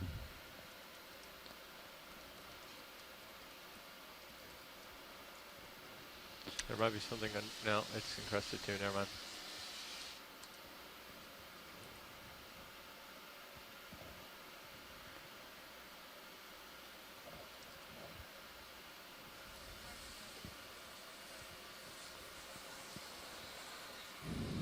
Thank you, Bridge.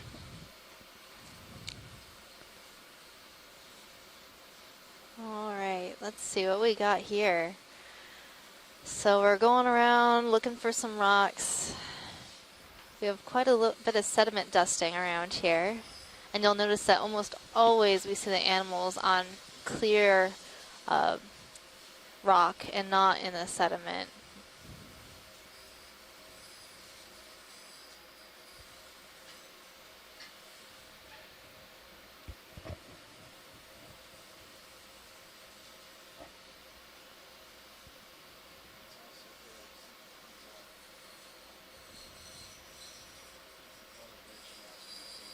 I wonder, maybe something over here.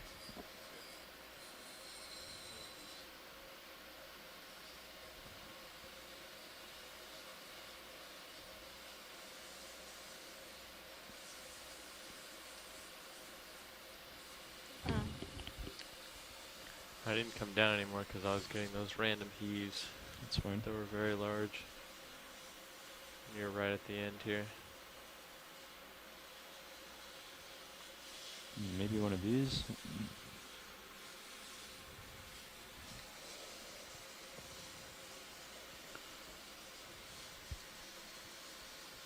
Pilots, the ship's underway. It's about halfway through that 15 meters. Okay. When was it started? It was started 21:22. Okay, so we still have a minute before we feel it. Yep. Well, that's just manganese, isn't it?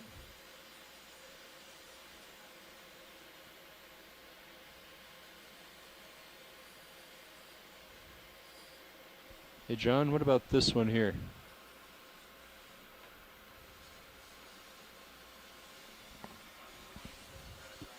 I can't hear you. I don't think you're latched. Sorry, the triangular one there? The one right in front of me? Yeah. Yeah. The lasers. It looks pretty good. It looks loose. Take a poke.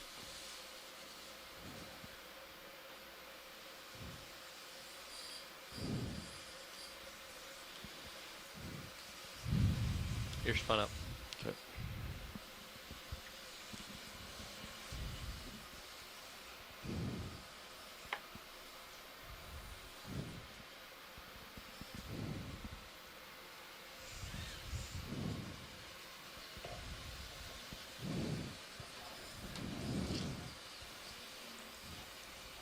So for those on shore that are interested in what we're doing, we've been scouting around for a proper rock. It's kind of like the Goldilocks thing. You need one that's not too big, not too small, but just right. kind of got to fit in the sample box. Can't be too small, otherwise it might be too much manganese crust and also not enough sample to actually do studies with when you do grinding up for geochemistry and so on. Well, we just kind of destroyed this one here, so I don't know. They're Can you tilt up, Andy? Yes. Tilting up. anyway, bigger rocks are nice because you have more to choose from once you cut them up and chop them up. Is this not a good one? This I think would be a good one if it'll fit. Oh, it'll fit. Yeah. Yeah. Well, this is interesting. Yeah, what's that orange? Has it been altered? That looks highly altered. I'm gonna zoom in. But that means it's been weathered or it's changed from its initial composition by weathering on the seafloor.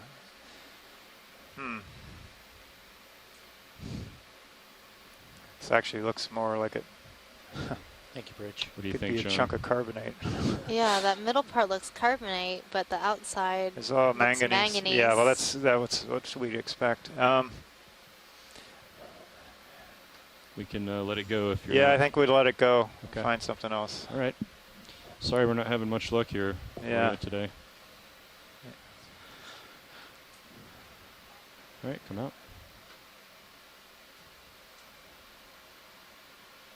We'll just put that right back where we found it. All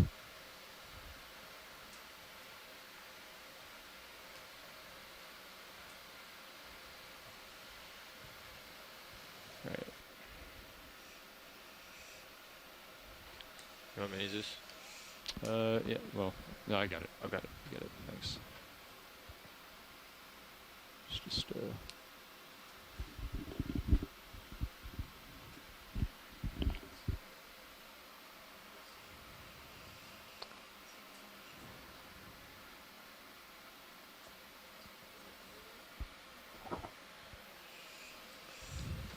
Oh, there's a umbellapathes.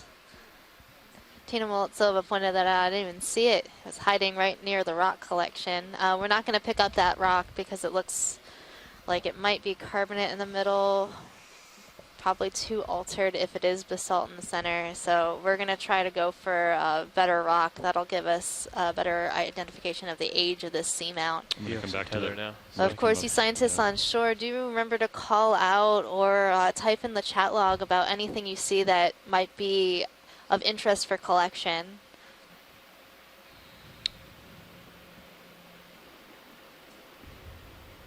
I just love the color of that bamboo, the yellow one. It's great. Yeah, when you were on the other call, Chris Kelly was talking about how that's very unusual to see that bright yellow like that. But it looks like we've seen several of these now. Yeah, recently we definitely had seen that.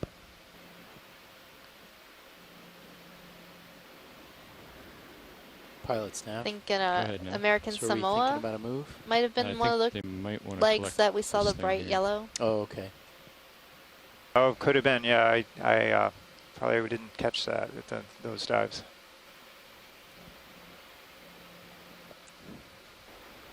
Okay, so we're still in the area of that umbellapathes, right where we picked up the rock, Pilot?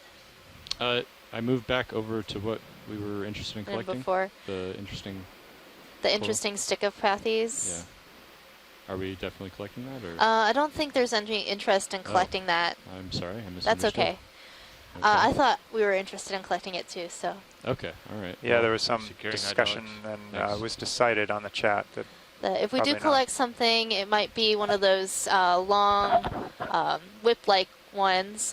This rock here, there's a lower left quadrant whip on a smaller rock. I see it here. Yep. Is that rock too big for us? Well, so or rocks like that aren't going to fit in the bio box. Okay. And so if we stuck it in the rock box, the coral probably wouldn't make it to the surface. Okay.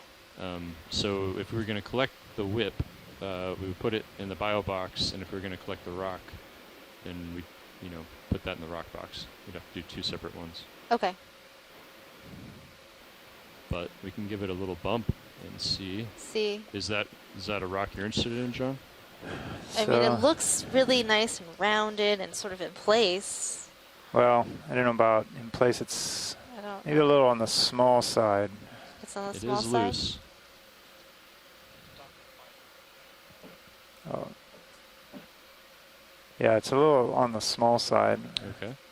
But you want to look at the coral, Megan? Yes, let's look at this coral, and there might be some interest in collecting the Stichopathes. Okay.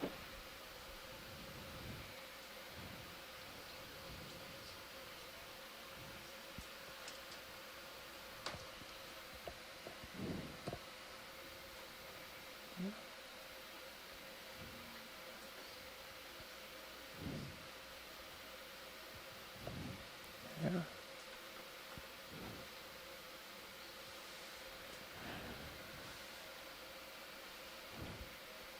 Okay. I'm just going to go ahead and brace myself here.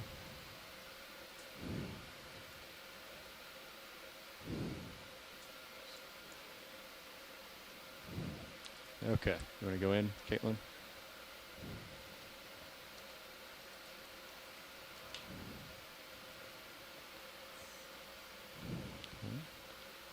I'm going tighter.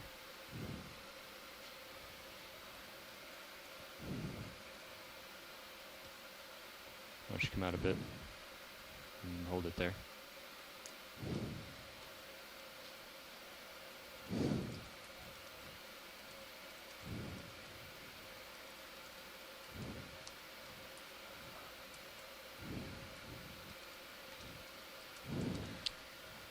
Okay. Any thoughts, Megan? So, just hold on a moment. Okay.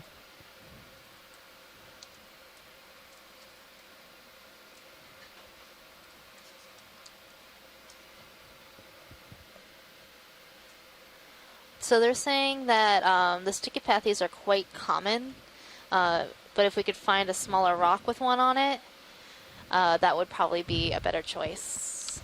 Is that because you're interested in the geological sample, or because you want a smaller whip?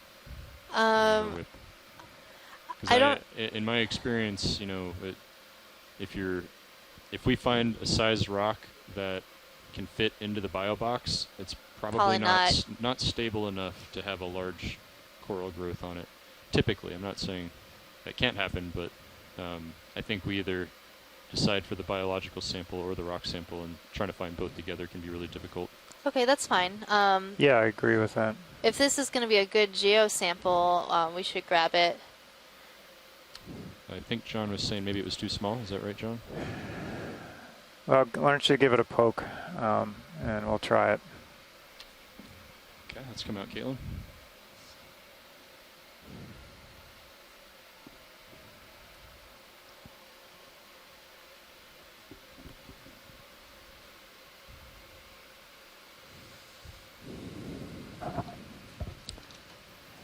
There's also that kind of more angular one, a couple rocks down, bottom of the screen on the left. But bottom on the left.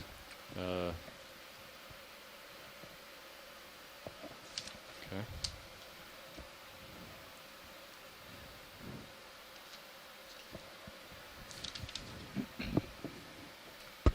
So I know, Brian, are you still on the line? If you are, I would love to have your thoughts on what collections might be appropriate for this site, since you and your group did choose this seamount.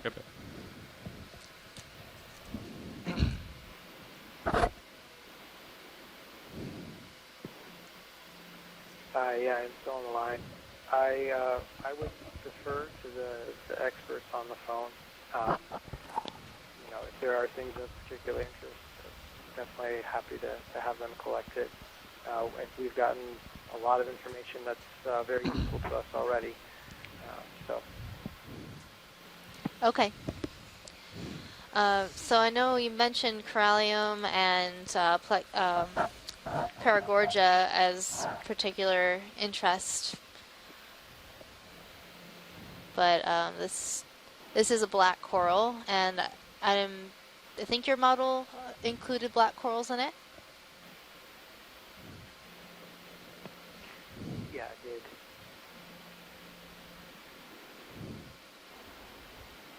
What do you, Oh, that is not going to work. maybe not that rock. Yep. Well, that's really interesting, though, because that's just like the rock we tried to pick up earlier. And what's that inside? Yeah, so I'm thinking all the rocks around here are going to be like that, at least all the collectible ones. Just going to give a little scrape here.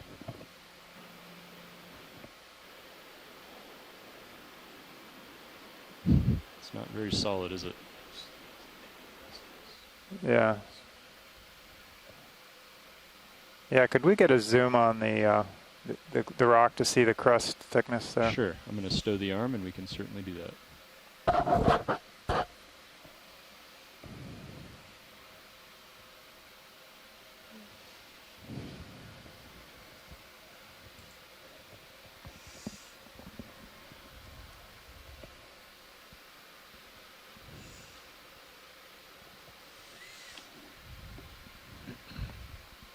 So is this just consolidated silt that's been compacted over millions of years?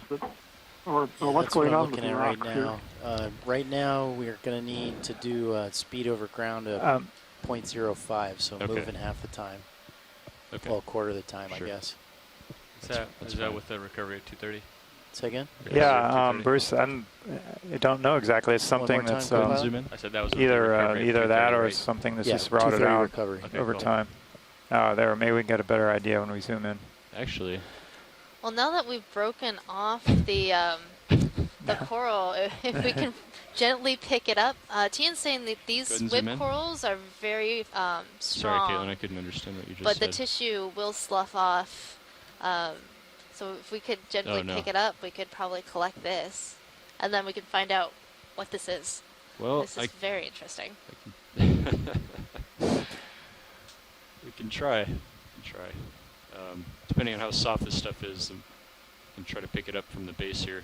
We can use a lighter grip force, but it might still break the rock, potentially. Okay. But we can try it. I'm just curious as to what this rock stuff is. That's just weird. Geologist, help us out. Yeah, well, looking at it, I think the other piece had a little bit better view of what was going on. It looked like it was almost a mix of stuff, kind of like what Bruce had said, but I think maybe like a conglomerate of some sort, which means it's kind of a collection of stuff that's compacted and turned into some kind of solidified So there is interest? rock. Let's just hold off. Okay. You can see some black bits Let's get inside a it. zoom real quick. Yeah, and it's then we really interesting. Go ahead and get a zoom. Now, it looks like it's been around long enough to have accumulated a bit there are black bits in there. ferromanganese crust on the outside, so that's interesting too. That is really interesting.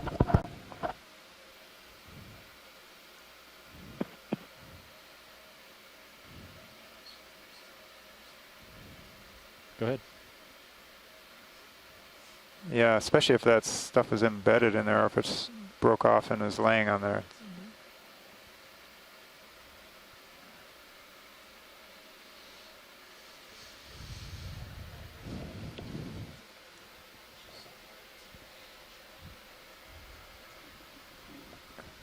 Looks kind of.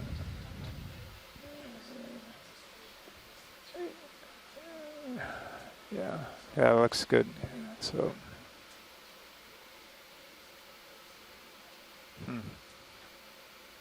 Wow, it's really pretty colors. I mean, just gotta say that. Is it like maybe sulfur compounds, like that yellow, or is it just like mud?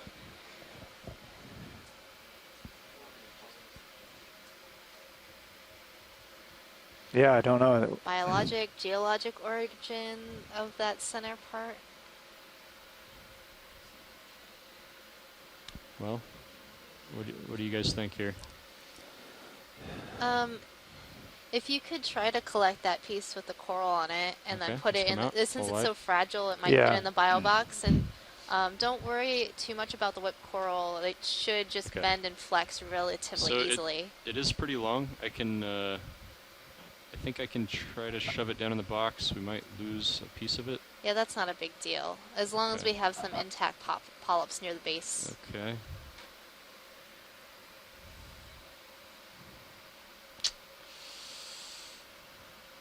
So I'll just give you the option. I can certainly cut it and get a piece of the coral. That wouldn't be too hard. But if I grab it from the rock, it might just crumble and blow away. But I can try it. I'm happy to try it. Okay. Let's try it. Let's try it. All right. I think it's because it's not quite completely necessary to get this coral, but if we can get both, that probably is the plan, right? It's probably the most interesting. And then we got to find a real rock. So I'm going to have to come up, and then you can bump the drawer out. Actually, you know what? Might be able to just back up. A slight turn.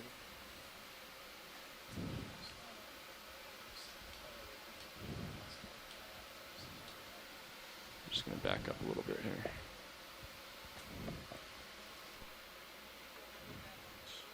Maybe we can open the box. Either way, one of us, I was just going to say the same thing to you.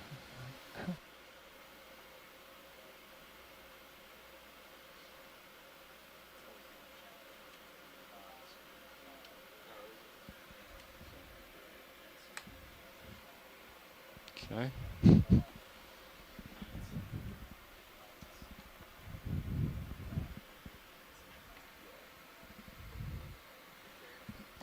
Andy, could you hand me the craft binder? It's that one second to the left, I think. Second to the left. Yeah. Just gonna do some light reading here. No, I'm just elbow rest. Yep.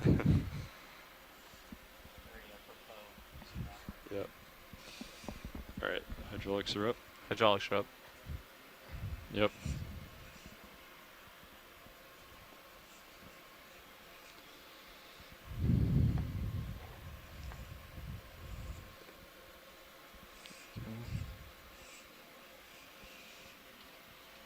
So we're going to go for the port bio box. Okay. Obviously.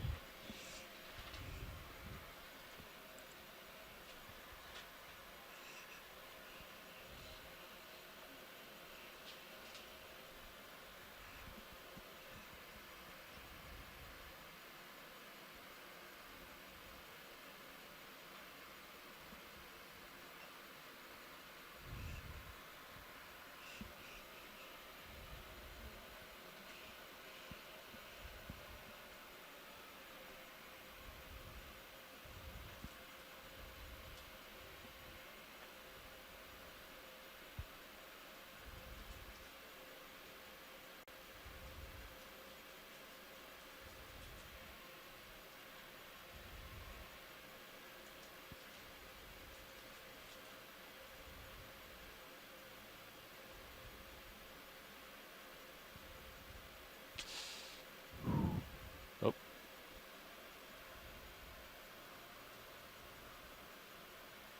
Ready?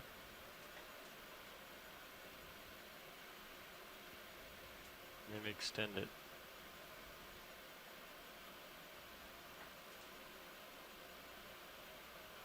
Yeah, go ahead. Okay. It's crushing.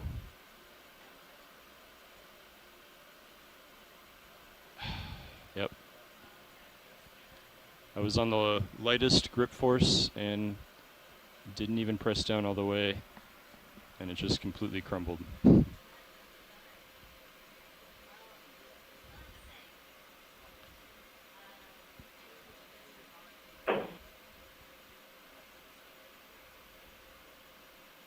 So Megan, I think you're muted right now. I can't hear what you're saying. It's interesting that this consolidated material holds the manganese crust, and it seems like that crust is all around the the rock, but then it's also so I'm gonna try something. unconsolidated that it crumbles when the claw tries to pick it up.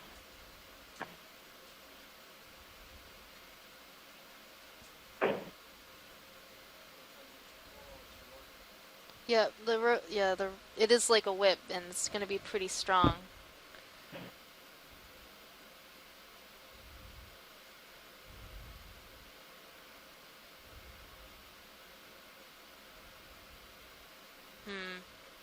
I don't know. I think it might have gotten stuck.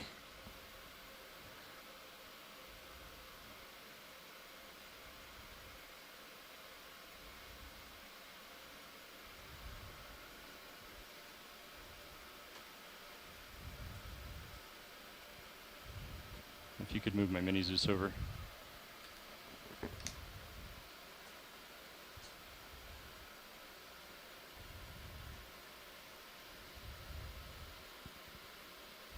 And get the box open. Okay, coming out.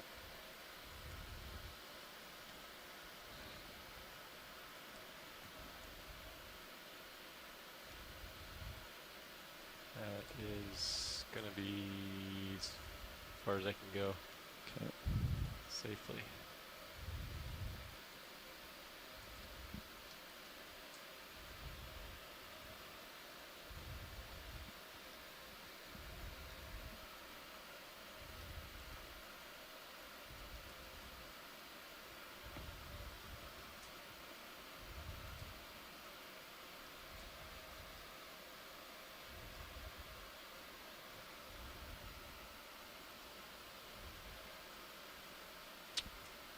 Let's just go with that. All right. Closing up.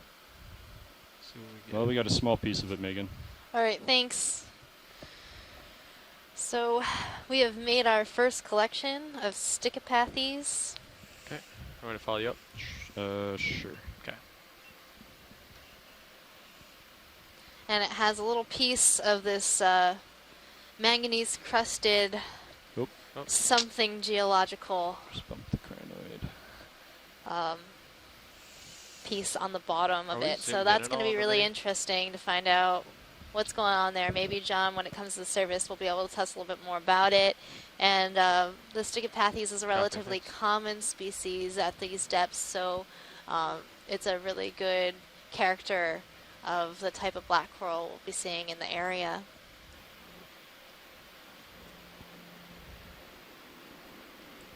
Watch Okay. lead nav. Secure? Yeah, go ahead. Okay. Actually, I'll move your camera back too. Watch lead nav. This is specimen 1 bio.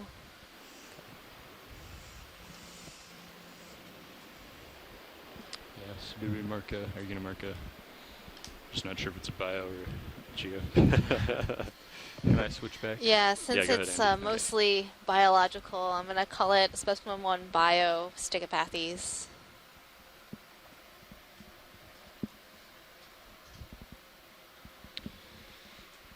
Okay. Yeah.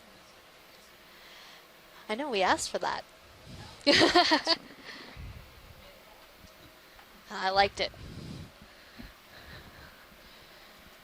It's really great that we have a bunch of people collaborating with us on shore and on the ship, and So we were going to move the due people north, at is that Stennis right? have developed this Yes. great database Just for take a us look to at the tether real use quick, make to sure we're log still our good, but I can't- biological specimens. I gotta find you in the And like we the can current associate shifted directions, rocks, huh? we can associate did, other yeah. animals to our It pulled main me a little bit. specimen. Keeps things in order, and when we send it off to our sample repositories Can, at zoom the past Bishop the skid, Museum Bob? and the Smithsonian Museum, they come with as much information as you can possibly give about the area.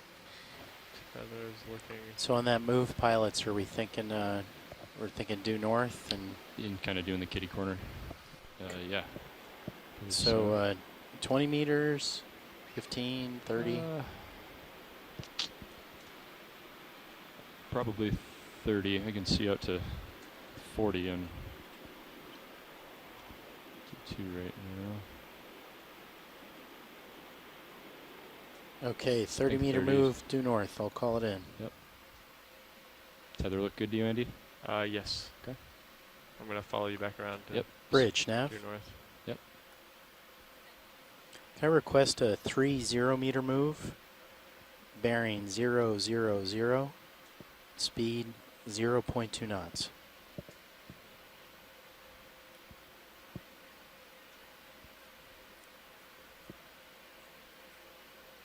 Good copy, Bridge. Thank you. Okay, this will be 000. Thank you, co-pilot. Moving to your center. Yes. My center. Meanwhile, back to this guy.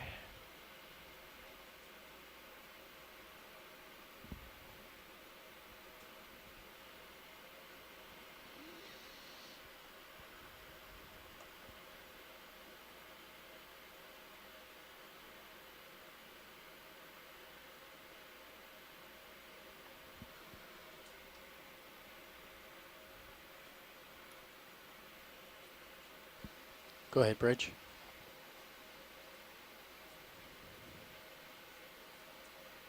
Thank you, Bridge.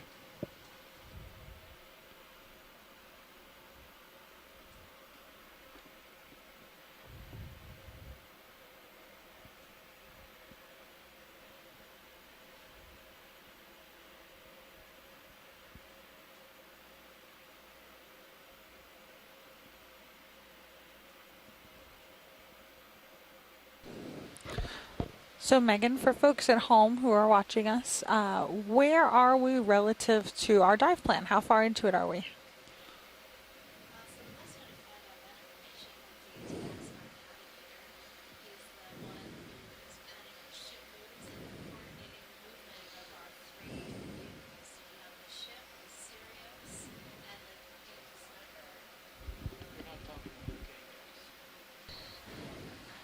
I'm not talking to anybody.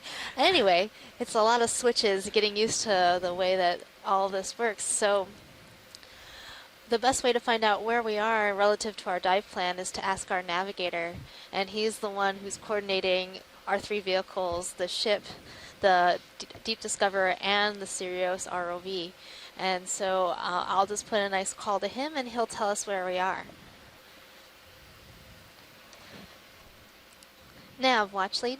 Go ahead, watch lead. So where are we in relation to our dive plan? Are we almost to the top of the ridge? Yep, the vehicles are just about to the top of the ridge right now. Great, thank you. And we're on track to get to waypoint 3. We have to be moving about half the time. Okay, half the time moving, got it. Yep.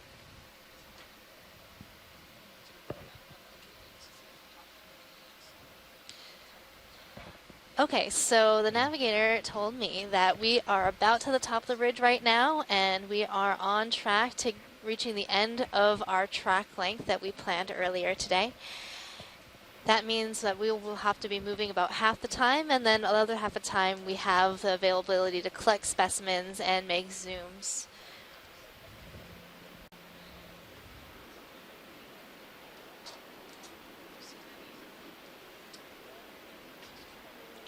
I think we did see some Anthomastus, but I don't think we've zoomed in on them yet. But they're pretty common, so we should see another one soon.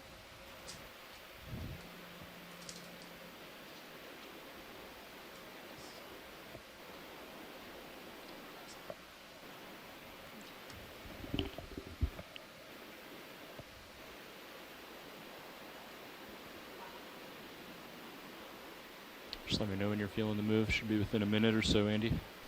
Co-pilot. I think Brian and the team at NCOS picked a pretty amazing site. They sure did. I mean, look at all of these bamboo corals. And then it looks like we might have a plexaurid over to the left. That sounds about right. Might be Swiftia.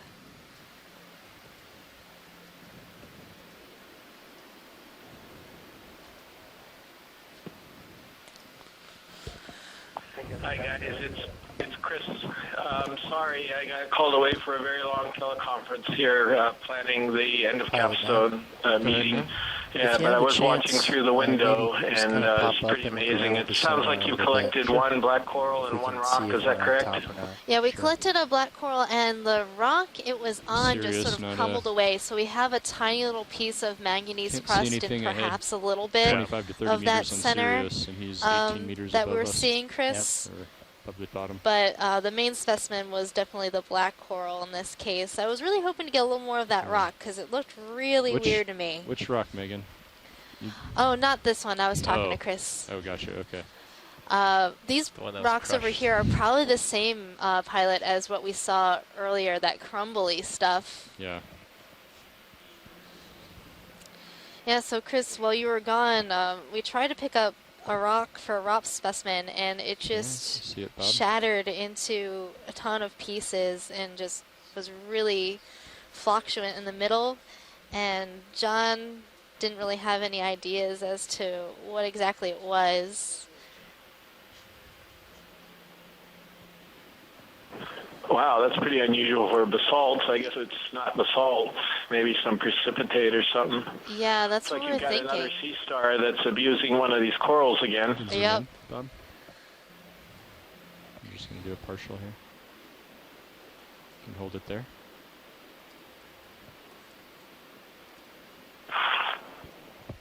So has Chris Mock called in on these things? It looks like Hyposteria to me, but yes. Again, I haven't been able to listen or participate actively on the dive earlier. I just saw through the window what was going on. Yep, Chris called in about his Hyposteria and gave us a nice little synopsis of how they do feed on the corals, and this is one of the species that he actually identified.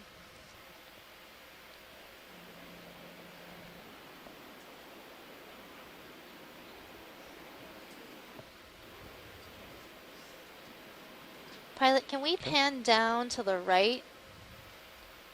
Sure, tilting Go down. ahead, Bridge. And panning to the right. And what do you see? Thank you, Bridge. This white coral, and there's a pink one right behind it. Okay. You want to go in for a tighter zoom? Yes, please. Let's go ahead, Bob. Hold there. I can get another angle if you need to. There's also, right when you're panning in, I saw a tiny coral. It was a black coral called Ballapathes down to the right. Okay, let's zoom out a bit. I'm not sure. Oh, the little, oh, I see it. Yeah, that little snowflake looking guy. Yeah. You want to zoom in?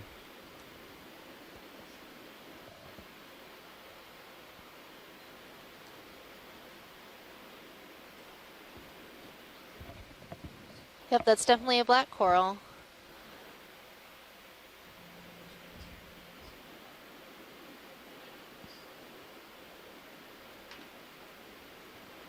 Now these guys are pretty neat because they have their branches all located near the top of the colony.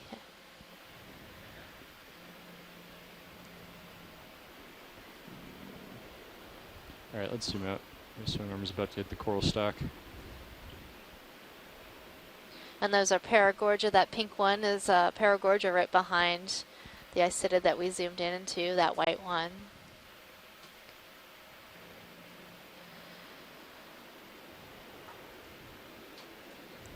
So we're seeing a lot of Isidids, a lot of bamboo corals, a lot of black corals.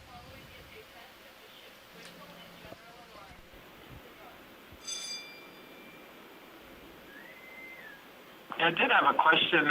Is C-Scribe up and running again? Because it crashed, and I haven't reopened it yet, but I'm trying to get set up to reopen it. But is it still working for everybody now? Yes, it is, Chris.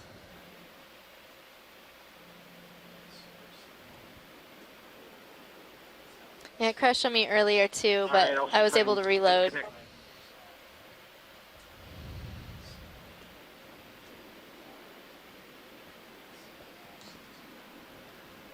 It's Corbitellini, right, Chris? It's coming up. Yeah, I just passed it. That's what it looked like to me. I think you've got some Farreids in here too. You might have just passed over one that was a little bit down further.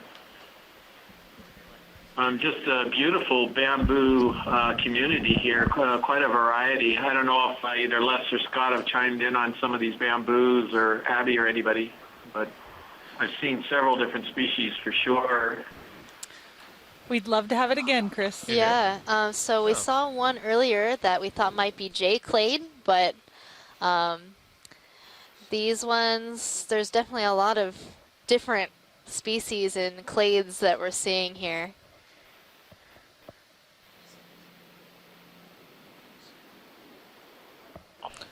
Yeah, so Esprit Saucier, if you see another one of the yellow ones, she was very, very interested in the yellow one, and I didn't see her email in time. But, you know, that bright lemon yellow one that you got to right on, as soon as you got to the bottom, if there was another one, she would appreciate a zoom in on the stems of that thing. Oh, yeah, we did see another one of those recently and did zoom in on it. Fairly certain we did. Terrific. Yeah. Okay, great.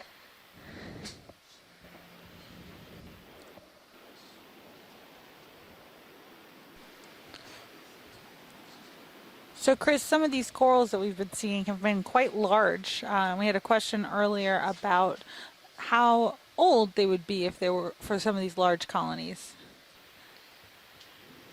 There's specifically a really large Chrysogorgia coral. It was about the size of the ROV. Yeah, it was about the size of the ROV. It was a Pleurogorgia. Well, I saw something that looked like it was a branched Iridogorgia, a big, huge colony that was very fluffy that we've seen at several different places over the 3 years. There's never a whole lot of them. There's just like one or two during a whole dive, and it's not every dive. That was beautiful. Could see that through the window. No idea how to age those things. Bamboo corals, on the other hand, as far as I know, a number of species have been aged. I'm not sure any of the ones you're seeing today have been aged, but some of the ages that have been talked about are in the hundreds of years, like 100, 200 years plus. Some of these really big colonies, they could exceed that easily, I think. Science, is it dead center? The small one coming in? Thanks, Chris. That's fascinating. Yeah, so there's a funny little sponge right there at the bottom. If you stop in just for a moment, I wonder if we could get a zoom on that boulder. Video come out. Oh, now the screen just changed. I see. I was frozen there for a bit. Sorry. Oh, there it is. Okay. Yeah, Chris, we lost sight of it for a moment, but I knew you were going to ask for it, so I made sure we got a zoom. All right, video, come on in. It's fuzzy looking.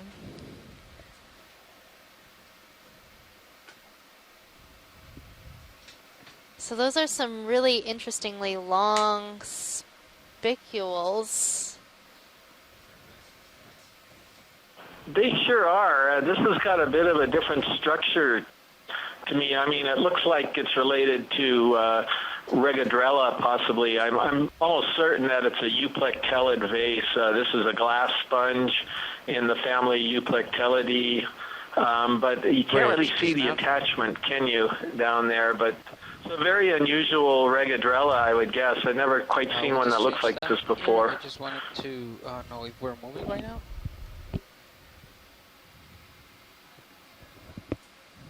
Copy that. And can you confirm with me that the bailout is southwest? Yes, pilot, thank you. Sponges, as those of you who've watched the Okeanos shows before, are they get their name from their skeletal parts, which are made of silica, and it gives them a very translucent appearance, at least some of them.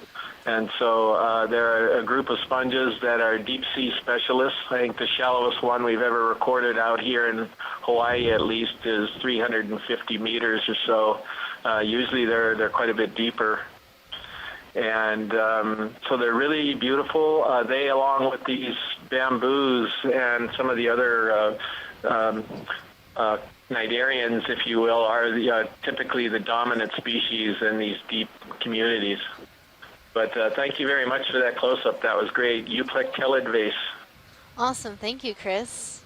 Well, I'm going to sign off for a moment and go get some lunch, and John is back. He'll be ready to lead our dive. Can you select waypoint 3 for me? It looks like there might be a fish in the center right, kind of poking its head towards some rocks. Yeah, copy that on the fish. Maneuver around this coral real quick. Out in the center now.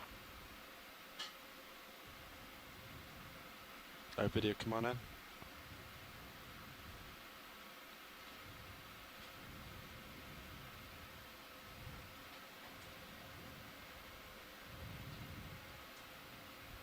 This is another cusk eel of the same type that we saw before.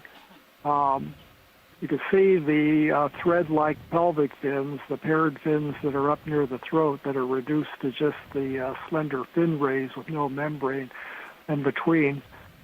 This is what we've been calling, I believe, spectrunculus, but I'm not confident about that identification. It's a little different from the actual spectrunculus that people see in deeper water. Doesn't quite look like Basogygus to me. Chris, are you still on? Do you have any thoughts about this?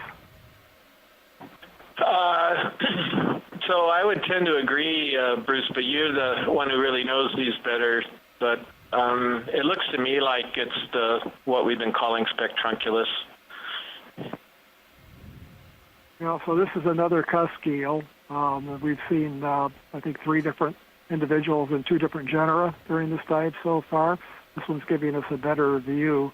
This is one of the genera that cruises along very close to the bottom. It's probably using those fins on the up by the throat as what's our off-bottom time? sensory organs. They may even have little taste buds on those fin rays, kind of like the whiskers of a catfish cruising along. We're going to have to do some work, I think, to figure out what this thing actually is. Fish is gone. But it's definitely a cusk eel of the family Ophidiidae.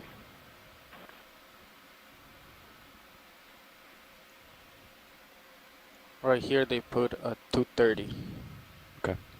And then our off-bottom time would be 23:33. So Copy. about an hour and a half from now. Copy that. Sounds good. So you selected, can you select waypoint 3 for me? Thanks, Bruce. Yeah. So I can have an idea of the heading of that. Yeah, thanks. Sled, bearing. 300 maybe? Okay. Yeah, they were saying that they were still looking for the top of the ridge. Okay. So when we get there, One of the we can things that just causes head some confusion north, about the west. identity of that fish is To the that top people of the see snout. spectrunculus in deeper water around baited cameras, not right now. and they're usually larger and pale in color. Maybe there's some Fernando, you're thinking make a change move in north color from darker to Aquarium lighter, Ridge, or then also variability Aquarium of Ridge, color in then different go areas northwest. Is that that correct? we're Yeah, seeing. exactly. But Let that's me know if you guys one of think the you're on reasons top for the of it or confusion we're about the still- identity Yeah. of that fish. We're definitely not on top. But if we want to do a move, 30 meters due north or something. Do you have me latched, pilot? Because I cannot hear you. yeah, I can hear you. Can you hear me? I cannot hear you at all. Well, that's fine. I'll just look to co-pilot. How's that? There you go. Yeah, I Bruce, hear you now. those, you mean the coloration is different in patches on the fish at least, itself, north. I or don't wanna the- go east those at different Copy. fish are What were they going? different colored in Fast different moves. places? Last one was due north 30 meters. Different individuals Okay. have different colors. So I'm fine with there's another one of those. there are differences in And then how hopefully we can start rotating more west. what the color is with, say, All the right. Atlantic populations of North some of the 30 deep sea meters fish at versus 0.2. Pacific. There was some discussion Sounds good. about that Yeah, last sounds year by email among experts on deep sea fish about what the variability among individuals, between light and dark individuals, is between the different ocean basins and also different sizes of the fish. So it's a little bit confusing, but there's an interesting question about what the color variability is of deep sea fish in different geographic areas and different sizes of the fish. I didn't state that very well, but I hope that made sense. No, thanks for the explanation. Yeah, like Megan said, I just came back in, so it kind of came in on the middle of the conversation.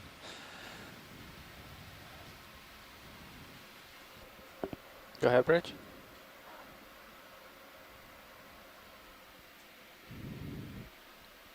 Copy, thank you.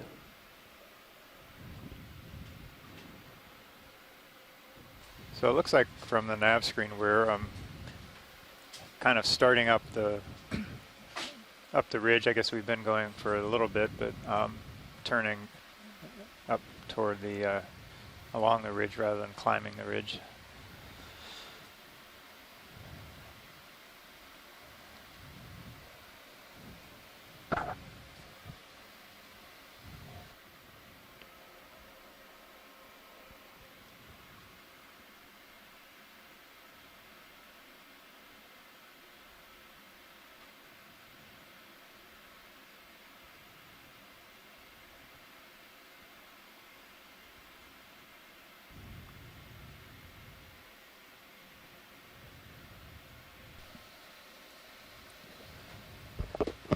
So, Chris, since Megan is not here right now, would you mind relaying the request that you had about the yellow coral, please?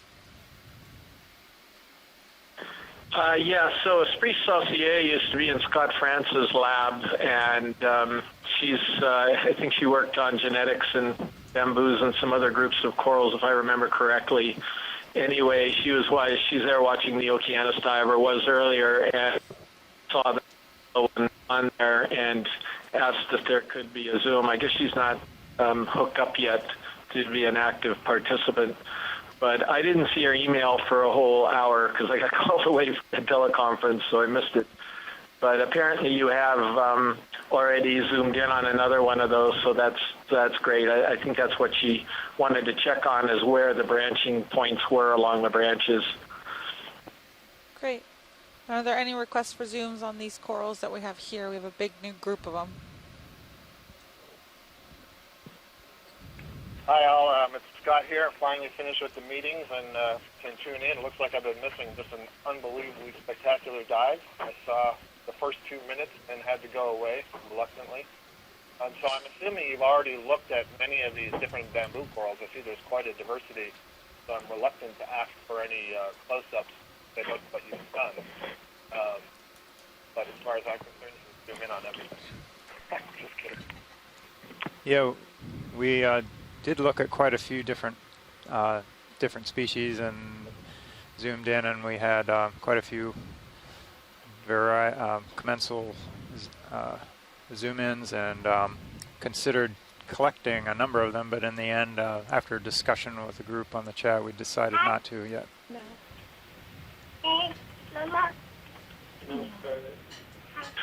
I wonder if we could look at that yellow one that's straight down there. It looks a little different, but if it's too late, that's fine. Just at the bottom of the screen center right now. Is it the one to the right or left? You want the one on the right or the left, Chris?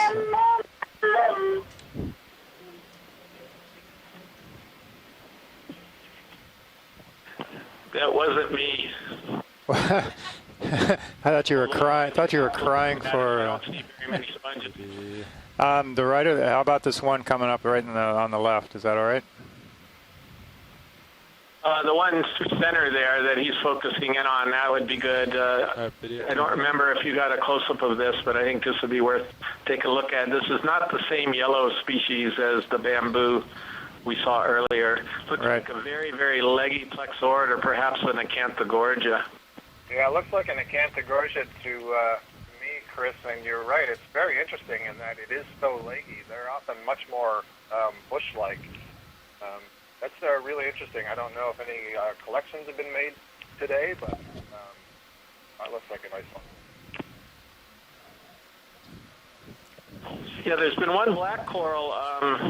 This is pretty unusual for me too, Scott. I would support a possible collection here. If some of the others want to chime in as well on this, either chat or on the audio.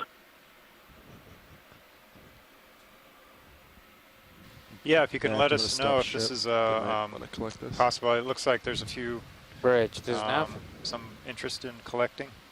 So can we go ahead and stop the ship, please? Asako Matsumoto also is interested in this one too. She spotted it, and she actually works on these groups, plexaurids and Acanthogorgias. So I think she is seeing this as being very unusual as well. I think it would be worth grabbing a piece of this. Yeah, well, it looks like between the chat and on the line here, we've got three 3 of you that are interested in collection. So let me check What what's boxes are open? Pilot, could we set up for a collection on We only have something in the port inner. So starboard, everything's open. Yeah, so we'll go starboard. Heard port outer is fine, but in port inner, the stem's kind of...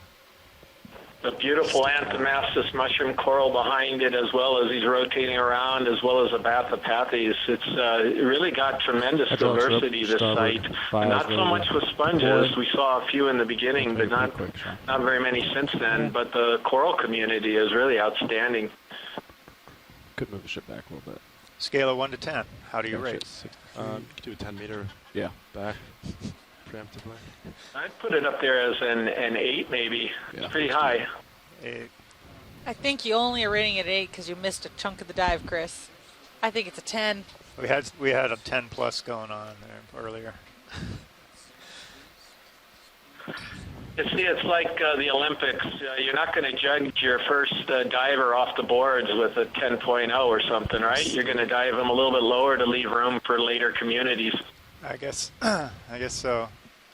But somebody's going to have to define what a leggy coral is before I enter that in the log. I don't want to, get in trouble or do something that's not standard scientific jargon. All right, Biddy, do you want to come zoom in real quick on main HT? Okay, Scott, you take this one. What's a leggy coral? Come on out, Biddy. I didn't catch that, Chris. John is a little concerned that leggy isn't real scientific jargon, so I thought you could explain the meaning of leggy. Oh, I see. Yeah, sure. So what we mean is that the branching is somewhat sparse. There's a lot of spacing between them, and each branch is fairly long before it branches again. So instead of seeing, it may not come out like a bush that is a whorl that is branching in multi-dimensions. Instead, it's a loose planar fan. All right, Biddy, come on back in. So it has to do with essentially the density of branching. Okay, thank you. So Science, how much of this would you like? All right, shore side, how much of this, how much would you like of this specimen? 90. I would grab, lift up. Probably snip some critical part. Certainly getting below at least one branch back point, about and I'm 10 thinking meters. if you have something that's 6 to 8 inches long, that should be really easy. This is also really flexible. I would try to get the branch in the clippers to cut it as opposed to tugging on it. Want me to move any cameras for you? Okay, I guess, pilot, if you caught that, something 6 to 8 inches below a branching point and clip it rather than 6 to 8 pull inches below branching point. Video, come on in, main HT real quick. Stop there. Asako wants us to take the whole rock. There's lots of great corals here. I like her thinking. All right, so Science, relative need a to bulldozer. the base, at what point would you like it cut at then? Because there's a lot of branch points.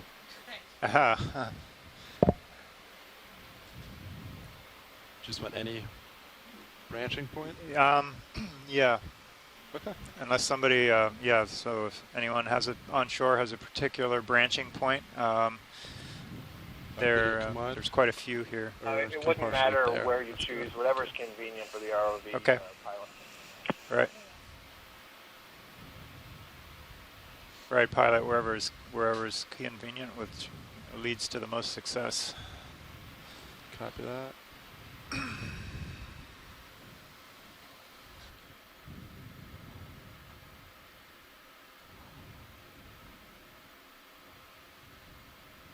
Nice. Perfect. Starboard side is what I'm thinking. Let me know when you're ready for me to extend. Yeah, go for extend. So, scientist on shore for left side. while we're might working drag, on but stowing I'm gonna this, go would you slow. mind telling us a little bit Keep about what some of these other corals are for documentation purposes, the other corals that are on this beautiful rock here. See.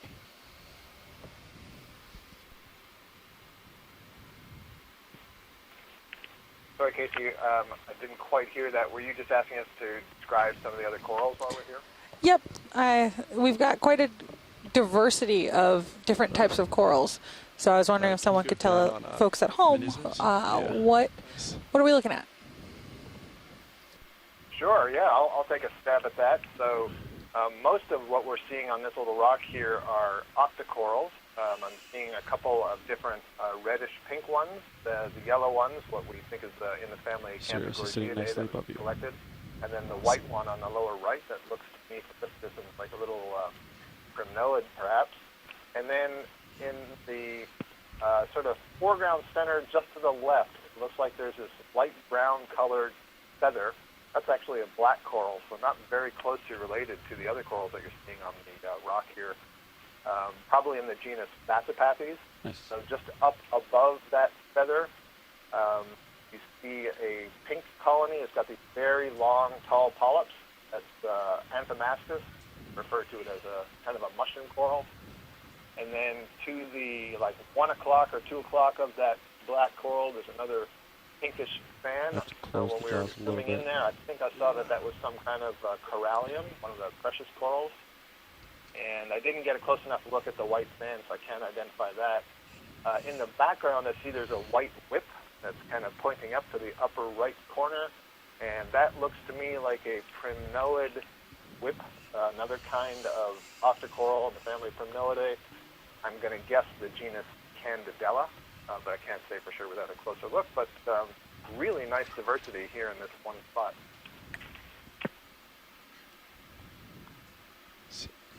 Just.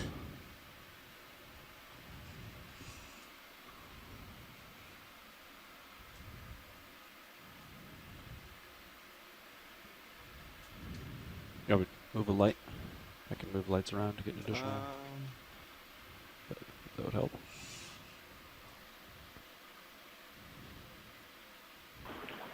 So, John, I just wanted to get clarification on the rocks.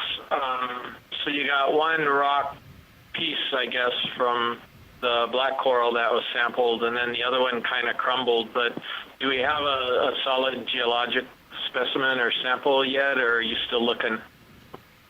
I'm still looking. We were looking earlier in the dive. Well, I think you were off on your other telecon, but couldn't find anything that looked appropriate or was, they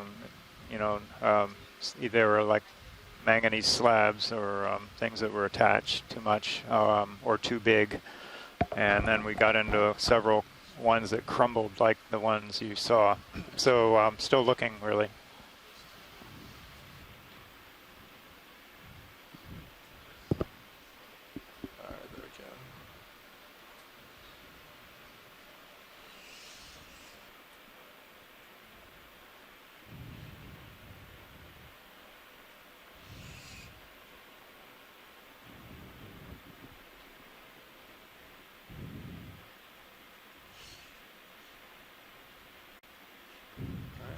My signal's off.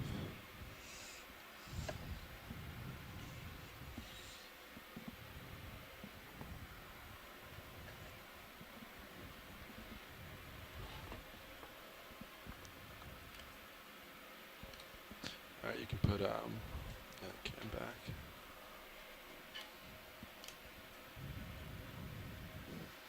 Okay, co-pilot and pilot. Right now the ship is not moving. Yeah, I can push out real quick and we can get another one in. Copy. So we essentially went 20 meters. Are we still far from the top of the ridge? It's hard to say. Yeah. We could. On high pack, I'd say no, but real life. Yeah, that might be misleading. Copy. Yeah.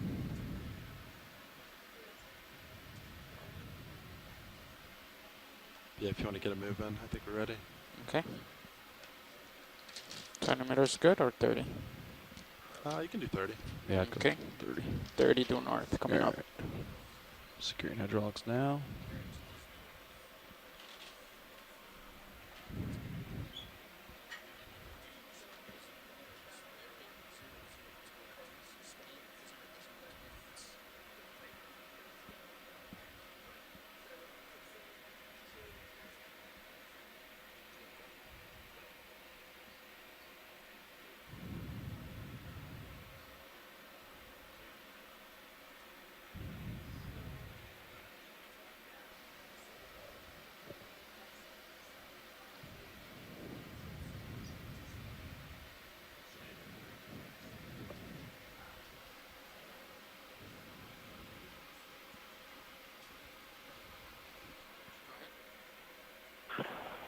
So if we get up to that sponge, I wonder if we could get a view of that, a little closer view.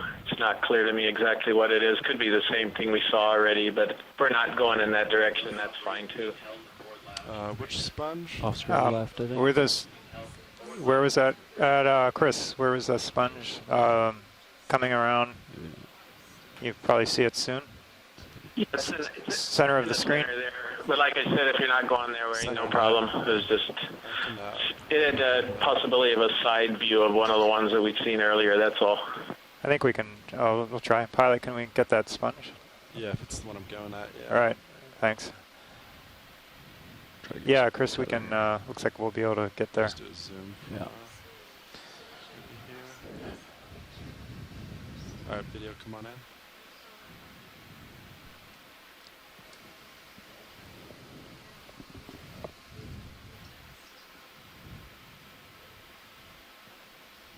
He looks like he's doing some breathing there. Yeah, this is definitely a glass sponge. Right, Chris?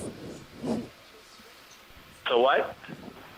A glass sponge? Yeah, glass definitely sponge. A glass sponge. He's got a weird sort of stalk that's kind of bent out at a right angle before he starts going up. You can sort of see it going down there off to the right. So this is a euplectellid vase, but a different one than the one we imaged a little while ago. This is in the subfamily Corbitellinae, which is really the subfamily that includes all the vase-shaped kind of sponges in that family. And this is something that I think we only call Corbitellinae new species, but it's a little bit weird in that it looks like some of these protuberances coming out of the side look like they have osculum right on the end. I'm not sure I've really noticed that on some of the other ones. But I really appreciate that, and I wonder if you could get a close-up of the fuzzy hairs that are coming off of the bottom of it right now. Is that full zoom video? Only if you define osculum. Like, see? Yeah, it's not. Osculum is a hole, and I just want to double-check to make sure this isn't one of those weird black corals that's commensal on some of the glass sponges. I think these are just lateralia or glass sponge protuberant, little hairs that stick out from them. Yeah, I don't think that's a black coral. Those hairs from the now for commensals like that. Great, I'm fine with this. Thanks very much. And Corbitellinae vase in the family Euplectellidae. All right, thanks, Chris. You've got an anemone on the left side on underneath the overhanging part of the sponge too. Oh. Possible fish, my center of view. Yeah, in the lower close to the ground. Lower third of it, I guess. Is that? See the dark spot? Moving. Yeah, that's right. Yeah. He's moving towards me, so I would not attempt at this point. Copy. So, Chris, drifting off to my port is that side. I isited behind the Corbitellinae Acanella weberi? It looks like it has like that tri-branching pattern. Megan, before you go there, before we move, there's a coiled whip just to the right of the sponge. You won't have to move the ROV, but I'd like to look at them unless you guys already have. Okay. Verify that. So good, black coral. Yeah. Pilot, watch lead. Okay. Yeah, watch lead. Go ahead. So there's a coiled whip to the right of the sponge. Could we take a look at that? Yeah, 1 sec. I'm just trying to get an anemone for video real quick, and then I'll go there. So Scott, we're looking at these anemones, some around in here, A little bit of trouble. and then we'll pan over. Can you see? Oh, that's okay. I saw that I have not been on for most of the dive, and I just saw your note that you collected the Sticopathes earlier, so you already know they're here. So I think we're okay. And that's what Is it looks like. the whip in view? Watch lead. Yeah, pilot, it's the one right by the lasers. All right, video come in on whip. And we got a big Metallogorgia. That's a whopper off to the right there. Whoa now, one at a time, one at a time. Product placement there, Chris. Coming back. That looks like a transformer Metallogorgia. That's definitely one of the largest ones I've seen. Now I know that's not one of the scientific terms. Yeah, this Stichopathes looks almost exactly like the one we saw earlier. Stopped. Probably got a little I think we're good for science on this. All right, video, come on. Thanks, Megan. No problem. All right, I'll center up with you, co-pilot. 10 push forward. That is definitely one of the largest Metallogorgias I've seen. It's over our 10 centimeters across. Tethers. I'm coming back up. So those lasers that you see in few folks at home, those lasers measure 10 centimeters across. And what's really great about the laser setup is that if we're looking at something nearby versus close up, it's still measuring that same 10 centimeter or 4-inch space in between those lasers. And that gives us a really good idea of how big these corals and rocks are. So if we're going to collect something we know will fit in our rock boxes, and if we see some really big corals, we know approximately how tall or how wide they are. Video, co-pilot. Go ahead and zoom on. Zoom. So I had a question about current flow. Do you guys have any idea what direction the current's coming from, or did you guys mention that earlier? I'm just curious. You're getting pretty good current right now, and just wondering what direction it's coming from. Yeah, let me see. I think we have the ADCP up Tell somewhere. Yeah, as soon as you're done with zoom on Sirius, we can set them up. All right, drive into your center, co-pilot. Sorry, some big heaves in there. Yeah, that's all right. Trying to get 2 seconds. 61 minutes, copy now. 1 hour left. Yeah, we should. If we keep moving, yeah, we definitely should. All right, we're centered up. What's ship status? We're holding station. All right, I think we can go for a move then. Okay. Have we acquired the top of the ridge? Or we should still be moving north? It still looks like a pretty good upslope. Go north 30. I'm still looking pretty, north. I think there might be a slight offset between our bathymetry and real life.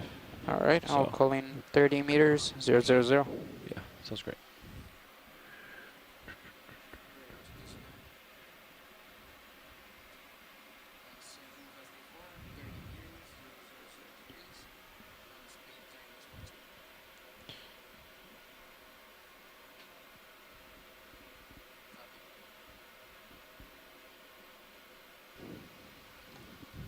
Bring that lower swing arm outboard if that's okay with you. Yeah, is it? It looks like it's drifting inboard to me. Is all. Do you want me to turn to you? There you go. Boom. Okay. Nice. Pilot, do you have an idea where the current's coming from? Give me 1 second. I can try to find out. So I'm looking north. Wonder if we could take a look at one of these stock sponges down here, unless you guys have already imaged them already. I think that one at the bottom center of the screen, maybe something different. But yeah, I don't think we've seen those stock sponges yet. So we'll definitely ask to take a look at those. Yeah, stock sponges. Yeah, as far as current goes, little poof balls. Stuff that's there's not a whole lot of current that I can feel or see. Maybe from the north, though. Little bull soma. The current seems to be coming a little bit from the north, but the pilot is saying that it's not that strong. Yeah, right now there's barely any current at all. You said from the north, is that right? Yes. Okay, thank you. Is this what you want to zoom on? Yeah, those little sponges on stalks. They look like little lollipops. Yeah, lollipops. Blow pops that we have in the outer room there. Little, what do you call those, gallbits? I was wrong, Fernanda. I was wrong. The correct term is lolly sponges. Lolly sponges? No, just joking. Yeah, we could start calling them that, or not. This looks like something that we call Sacocalix, and believe it or not, it's another one in the same family, Euplectellidae. Euplectellids have both vase-shaped sponges and stalk sponges, and the stalk sponges are in a subgroup called Bolosomini, and the vase sponges are on a different subgroup called Corbitellinae. So this would be in the Bolosomini subfamily, and I think it's in the genus Saccocalyx, based on those, again, the ruffles or the protuberances coming out of the side of it. It's got a big osculum on the top, and then it's got the stalk and the nature of the stalk as well. So that's great. It's the first one I've seen today, and you don't see them all that often. At least we haven't for a while. So Saccocalyx, stalk sponge in the family Euplectellidae. Thanks, Chris. All right, Science, are you happy with that? Yes, Pilot, that was great. Great. Video, is there anything you want more from us? Now there's another sponge in the background. I'm not sure if it's stalked or not.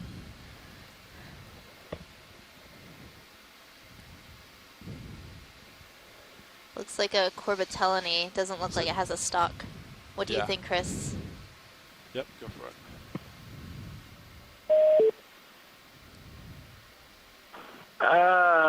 Let's see. Has a tiny little crinoid on it. It's the same thing, and the stalk is kind of hidden underneath all its ruffles. Yeah.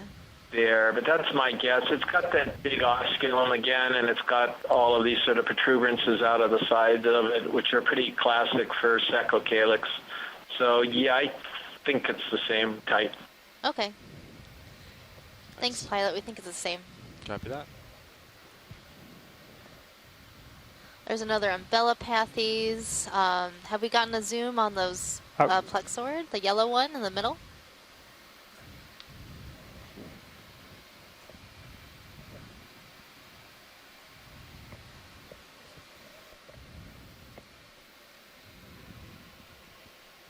Does that mean you like a zoom, Science? Yeah, Pilot. Can we zoom on the yellow? Yeah, copy that. Oh, we still have about... Yeah, and Megan, the one on the right, is that what you're thinking might be the Weberi? Is that correct? Yeah, I think, like, because it does that branching pattern like Weberi. And I've seen a lot of those today. All right, video, come on out. Yeah, I agree with you, Megan, that these do look like what is called Okeanos Weberi. And one thing I can tell everybody is that it is absolutely not in the genus Hey, Okeanos. Washer, go ahead. It is species Weberi, but it is the one genetic sequence that's available as it's nowhere near Okeanos. Yeah, if you see one that stands out, let me know, and after this I can give it a poke. So are there any thoughts about this plexaurid we're looking at? What's ship status? We might want to poke for a rock. Okay, we still have about 4 meters to go. 4 meters to go. Do you want me to bring it to a stop? It has the Like, classic 4 meters, I appearance don't think it's gonna... of the genus Train pretty much stays the same. or as far as the genera that are closely related so I to think the you Paramaricia. They jump 20 put meters, it I think it's still Paramaricia. I would just And they're leave it really then, characteristic by having a very flat, planar fan shape, and then typically having these ophiuroid, these brittle star associates, often just for one of the branches. So I think we can be pretty safe in saying that it's in the family of Washington, if Plexauridae. it's okay, so we don't have to move the ship back genera, after this zoom, if I could move forward slightly. Oh, Looks that's like really there's still a cool. good amount of Thanks. rocks forward, and then poke around there, if that works. Because right now the ship's kind of moving over us. Great. Are we happy with this zoom, Science? Yes, Pilot. That's great. All right, video, come wide.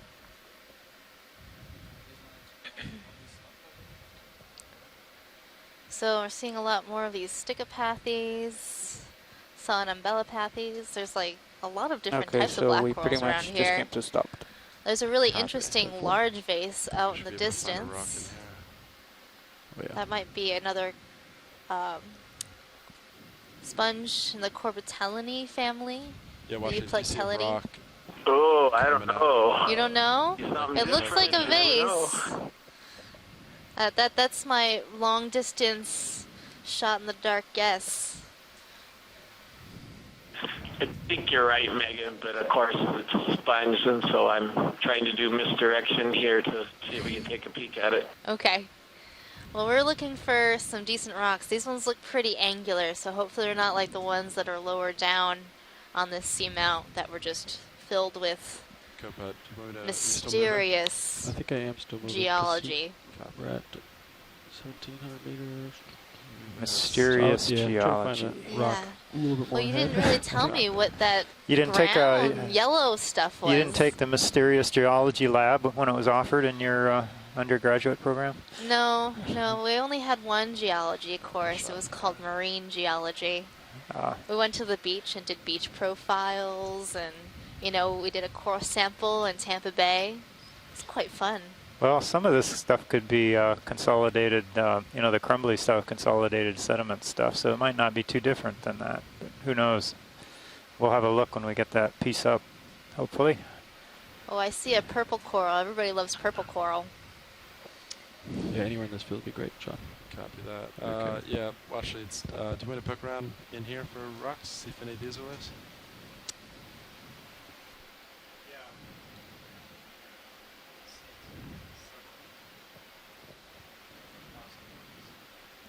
Alright, what about the one lasers are on? Oh, the one we just hit moved really nice. It did, actually. Yeah. How about the center? That one moved. And it looks to be about a proper size. Alright. Oh, look, we've got a nice little, possibly Corallimorpharian Go port or starboard on the rock ring. I don't to think the both ones are left open, of the is that screen. correct? There's nothing in the They have these little white both balls outers at the are tips open. of their tentacles. Whichever one you want. Pilot? Copy that. Hydraulics are go. Hydraulics are go. Pretty stable. Go. I'll just stick it in I'll go port. I'll go port side? Yeah. Let me bring that wing in. Yeah, and I'll open the lid. Did you say outer port? Port forward. Port forward for rock. Okay, port forward. Alright, the wing is all the way inboard. Alright, arm is coming on.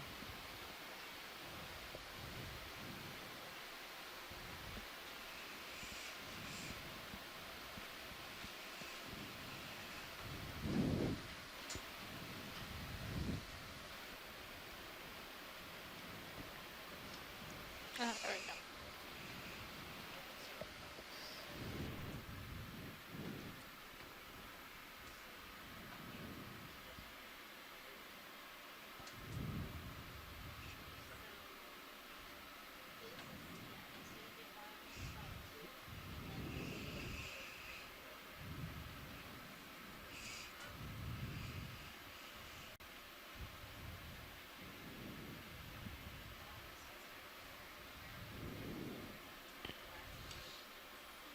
I got your rotator for Zeus.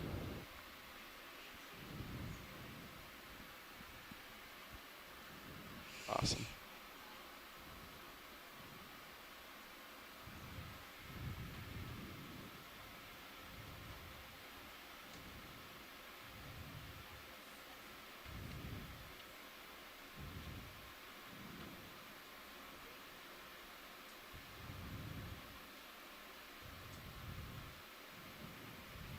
Alright.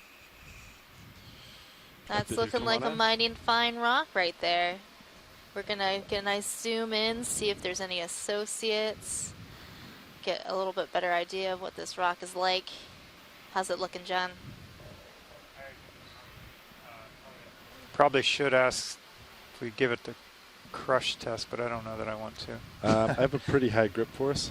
Okay. So it looks pretty good. It looks And, solid. So I think let's take this one. We need to get one. Copy that.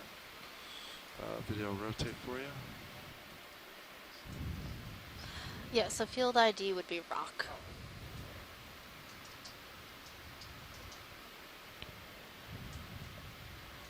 And like if we took a sediment scoop, then it'd be sediment. Or Is that good video? Alright. Come wide and I'll stick it in the box.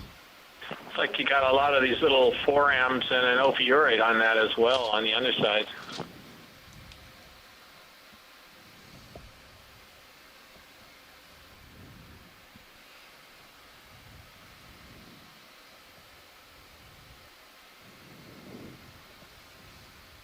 Lots of corals. Stormifers.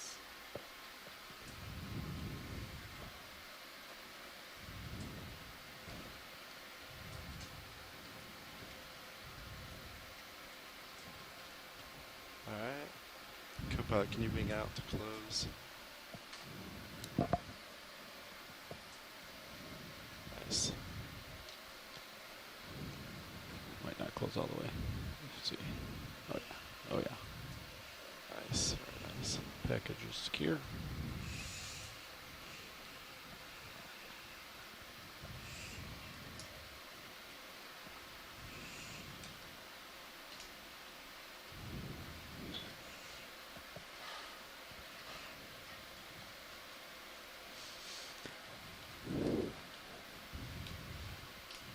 Both cameras back to you. I'm gonna take my arm is off. Take my monitor back. Oh, there it is. Okay, securing hydraulics now.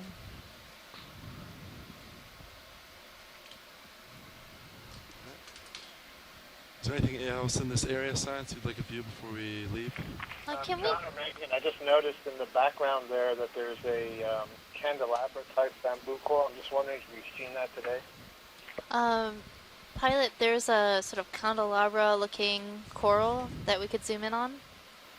Yeah, where is it relative to screen? It Yeah, I is. saw that too, Scott. It's the upper middle. I was about to ask. Like right at the top of the screen. Same thing as zoom on. It could be a calyptrophora or something like that. Oh, I think it's a bamboo coral. I think it's the I4 clade, or E4. I forget what we're calling it now. I think we were calling it I4 clade, actually. You might be right. Yeah, you're on. Let's see what you do. One ship dollar for this, or what? Yeah, one ship dollar. That's a fair bet. Still have sitting here on the shelf a bunch of next to me the candlestick. ship dollar that I won from you last time. I knew you were going to mention that. Oh, sorry. Yeah, I think that's looks good. Who's going to be the winner of the great bet? Video, come on in when you're ready. And looks like I'm about to send it back to you, though. Oh, I think Chris is right. Yeah. Looks like a calyptrophora. Yeah. Now be a time to turn to port. Yeah, so this could be something called Calyptrophora angularis. That would be my best guess on this. And Megan, I don't know if you remember how you can tell the difference between Calyptrophora angularis and pileata based on the branching, but perhaps if you remember that, you could mention it. So we have two different types of Calyptrophora, the Calyptrophora angularis and pileata, and the main way to tell the difference is to look at if the branches of the coral are the same length across the coral, or if the outside branches are shorter and the inside branches are longer. So our beautiful coral here looks like it has branches that are the same length across the coral, making a V shape.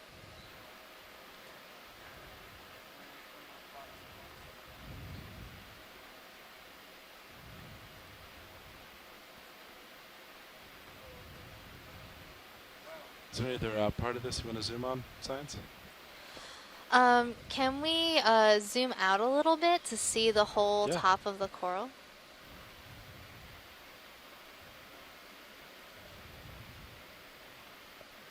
We have a couple associates on this guy. There's a little ophi over on the right side, and there's a crinoid on the back.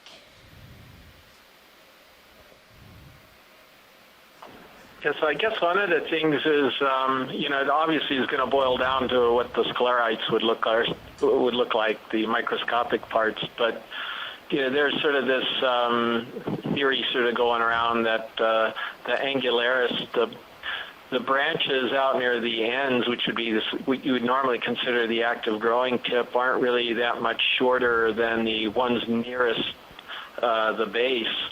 And it's almost as though the ones near the base stop growing and at some point and allow the outer ones to sort of catch up, so you get more of a uniform or irregular type of length to these vertical branches. That's as opposed to this other species of Calyptrophora pileata, where it seems like all the branches just keep growing, so the youngest ones, to be closest to the base, are going to be the longest ones, and then as you get out further to the tips of the branches, they get shorter and shorter.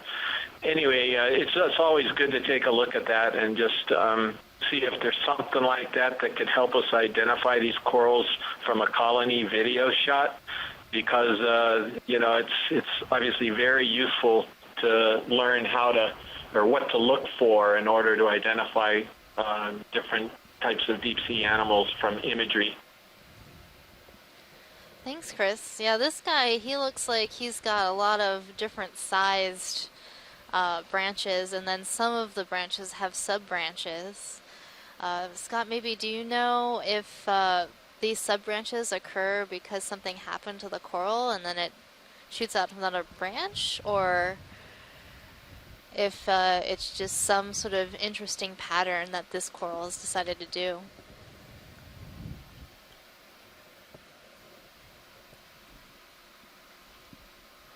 Yeah, I think Scott said he had to drop off the line, so he may not be on. I don't see him on the chat anymore. Okay. So. All right, Science, are you happy with this? Yes, Pilot, that's great. Right. Video, are you happy? Yep. Oh, there's a rock pen. Have we seen any rock pens today? I know in our predictive model. This almost looks like it could be Calyptrophora pileata. Sort of interesting. Do you want to zoom on rock pen? Yeah, if we haven't zoomed on a rock pen yet, let's get a zoom of this guy. I know that they had some sea pens listed as part of their predictive model. Where's rock pen? It is behind, it's like between those two candelabra-like corals, like halfway in between. So it's the middle of the screen right now, halfway between the top of the screen and lasers.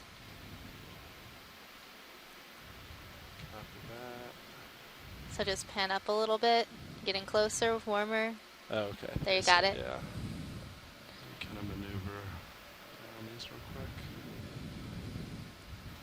So the predictive model for this site that said that this would be a high density area also said that there would probably be some sea pens. And here we have one sea pen. All right, video, come on now. So this is a special kind of sea pen that has a modified base that allows it to attach to the rock. It acts sort of like a suction cup, holding it down.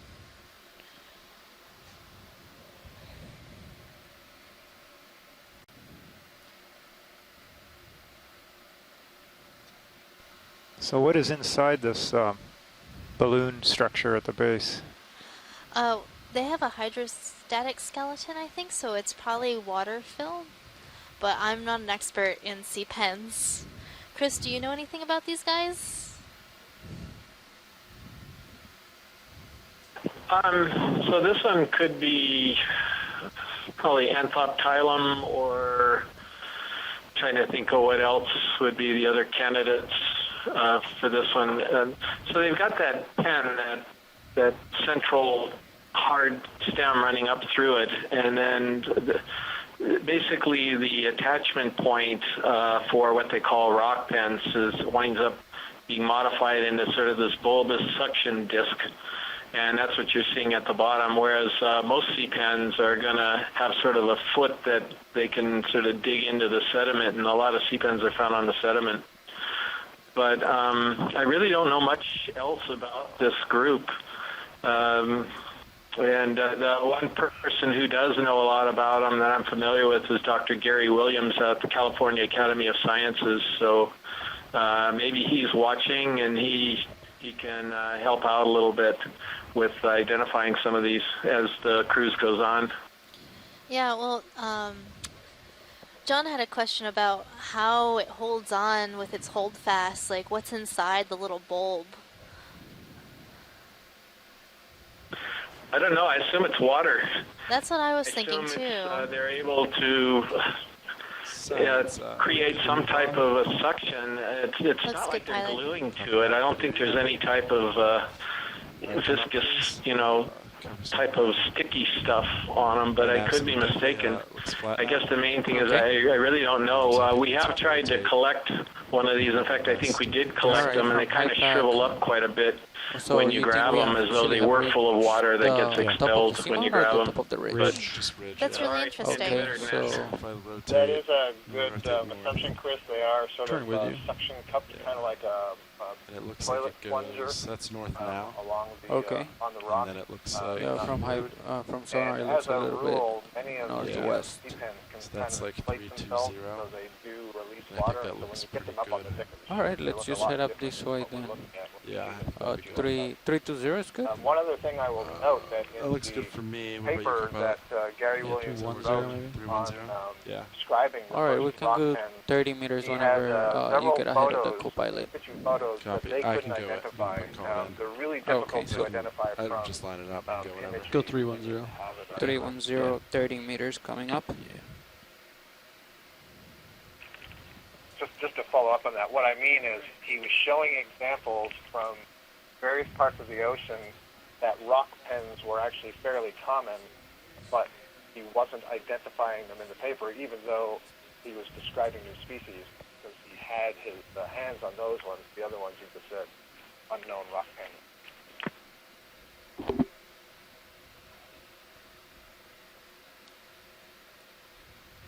Okay, thanks, Scott.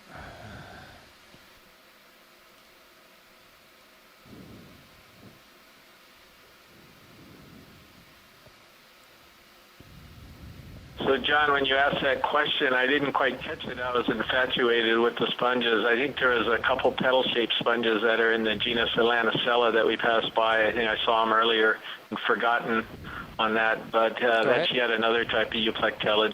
If I see another one and if there's an opportunity, I'll say something about it, but none in view right now.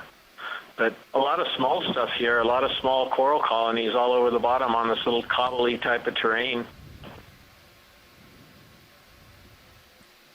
Yeah, the size of the corals and other things seem much smaller, kind of in relation to the size of the rocks that are available. It's interesting. But we're still seeing quite a few bamboos, and there's some really pretty long whips. Another big Metallogorgia.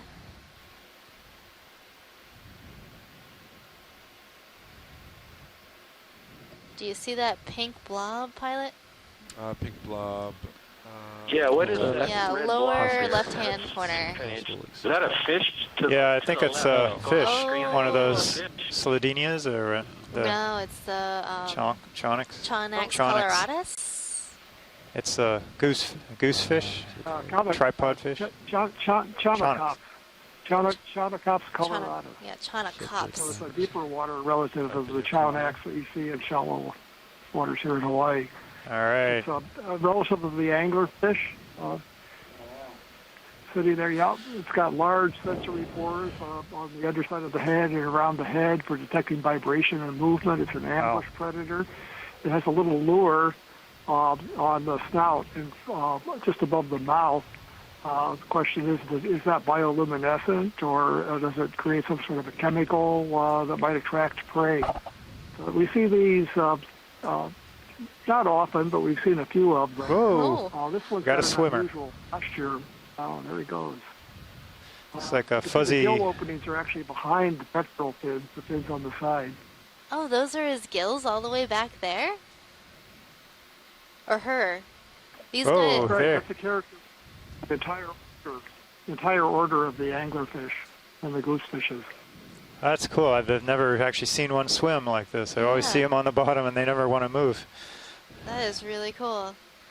So these guys are all anglerfishes, the ones that we see females, like the midwater ones that I know, that the male is a lot smaller, so they're sexually dimorphic. Hiding in the forest. That depends on the family. In the goosefishes, the shallow water goosefish or monkfish, males and females are the same size. In frogfishes that divers see on coral reef habitats, the males and females are the same size. Another deep water genus of goosefish, Sladinia, that you just mentioned, occurs about half the depth that we're at now, have males that are significantly smaller than the females. The midwater bathypelagic anglerfish are well known because the males are much, much smaller than the females. They're very tiny. And in some of the species, the males are actually parasitic on the females. They attach to the females, the blood systems join, and the males become parasites on the females. Having said all of that, we don't know anything about the difference between males and females in this particular family of anglerfish relatives, the Chaunacidae. These are called sea toads or coffin fishes, and there's very little known about the biology and ecology of the species in this family.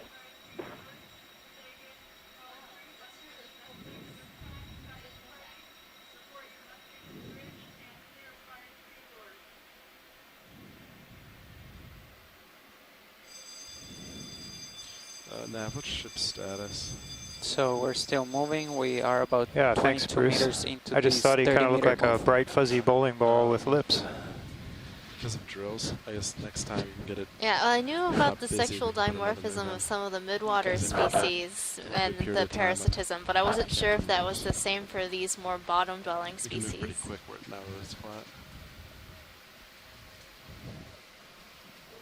As far as is known, none of the bottom-dwelling species have the parasitic males.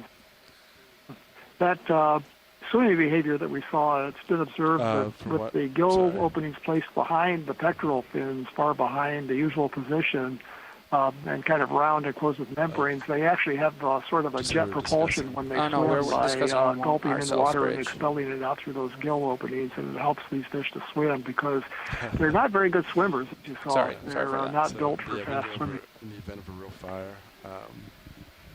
yes, yeah, co-pilot, what would you do? That was really neat. Come off I liked bottom. watching that guy swim. Come off bottom Definitely a and jump. first for me. Try to zero Yeah, the turns. hadn't seen that before. Yeah, so try to zero the turns. It's interesting. He had it looked like it was a lot of the sand or the sediment stuck to his fins when he was swimming. Yeah. Is that like some mucus on his outer, almost like on his web, on his feet or fins that does that? Any idea? It would be just a bailout situation. I would think you're right about bottom, that. come It ahead. gets stuck on the mucus of Come off bottom, then of come the ahead, fish. come Now, here. most fish have a Clear. mucus coating. So you have bailout. That may be thick Direction on would be these. We don't good, know. that's But a lot of the observations that we're getting what do on we the have bailout Okeanos set right Explorer dives are new. So, we've just seen something should probably unusual. change I don't that know now if it's that we're at the top totally of the new, ridge. but I'd we're change getting it very unusual observations. Actually. All right, great to be part of the discovery, whether it be seamounts or It's nice 'cause fish the ship bits. comes ahead, and it's I think it's to deeper water. Let's see.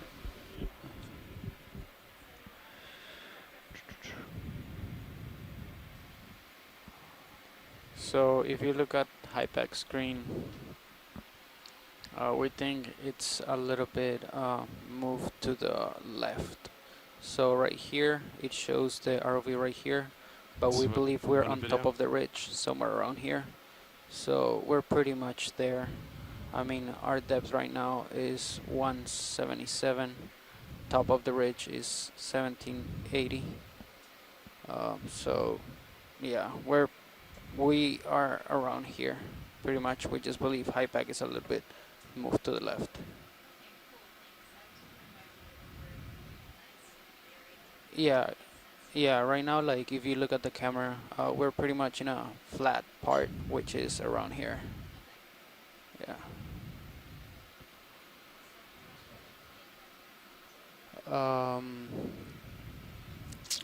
We believe we're about maybe like 30 meters from waypoint 3, and we have about 25 minutes until we get off bottom. Yeah, Nav, do you want to ship done? Moved? Yes. Hold on. Yeah, we should be done moving. If you want to get another one in. So for everybody at home, Another I one? just talked to the navigator, Yeah, and another he has 30 informed meters. us that we are Alright. about 30 Same meters from direction our still last works. waypoint, 310. and we Yeah. have about 25 minutes left on the bottom. same direction, and then 30? Yeah, I think that's good. All right, 30 meters, 310. Yep. 30. 0.2.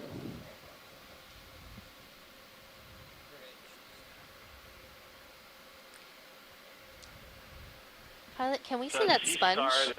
Straight down. Which one left? I think big, large. The one in the background, is that too far? You just passed over him. He's the lower left corner. If you look down right now, you should catch him. I heard lower left too. Yeah, there's a sea star down there. Stand by one. Oh, there he is.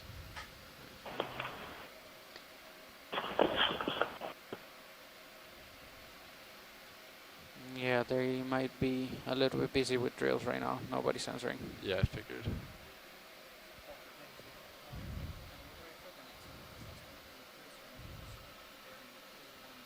Live video, come on in. This is a nice little rock here with some stichopathes, and then, oh, it's not what I thought.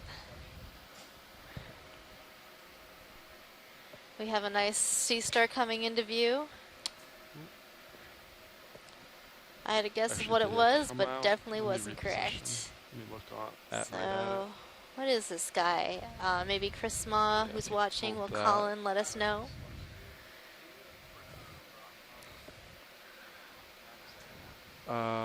Yeah, you'd like another one? Oh, also on this rock, we got some umbellapathes and bathopathes, black corals. Yeah. Just be aware that the more we're coming close to the end, so the more samples we do, the less. You also got that primnoid in the background too, that fan. Oh, another beautiful fan. Could be the same thing, but it could be something a little different. Maybe, could it be a Norella that fans out like that? Yeah, that's what I was thinking, Megan, that it could be a Norella. I would agree with your ID there. Do you see what the tether is? So, this sea star, my educated guess, I would think it would be Bathyceramaster. Now, hopefully I got that right, or Chris Ma will They want to sample this? be a little disappointed in me. Rock. Okay. That sounded pretty educated to me. That sounds, yeah, let me know when you're ready for starfish or sea star, and we'll move on. I think that's good imagery on the sea star. Great. Video come wide. And then what was, I heard a couple things. What's next on the list? Can we zoom into that candelabra looking kind of coral, the white primnoid? In screen right now? Yes, right on that rock. Copy that. Alright, video, come on in.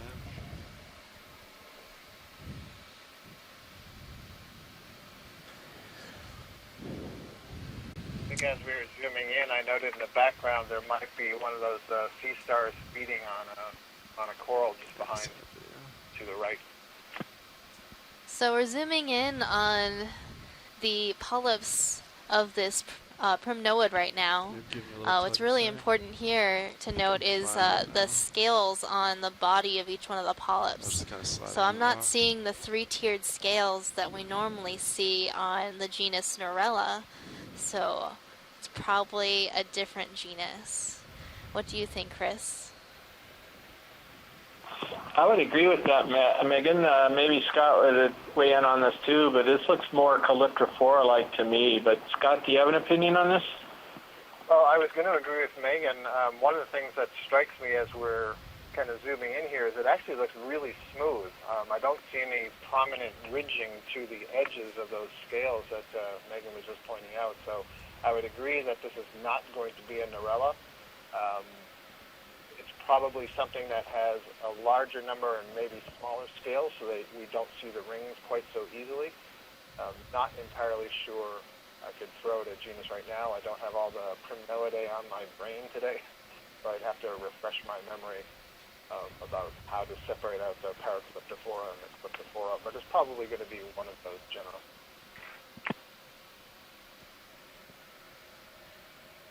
All right, thanks guys. I think we're ready to move on. Copy that. And then, Watch, did you see a rock you wanted to poke?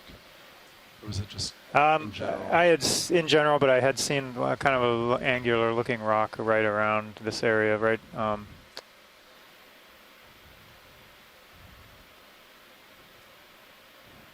Is it in screen by chance? I think it might have been behind and below us. You guys had noted it earlier in the dive. It looks to me like some of these whip-like black corals, some of them are yellow and some of them are white. Have you noted that distinction?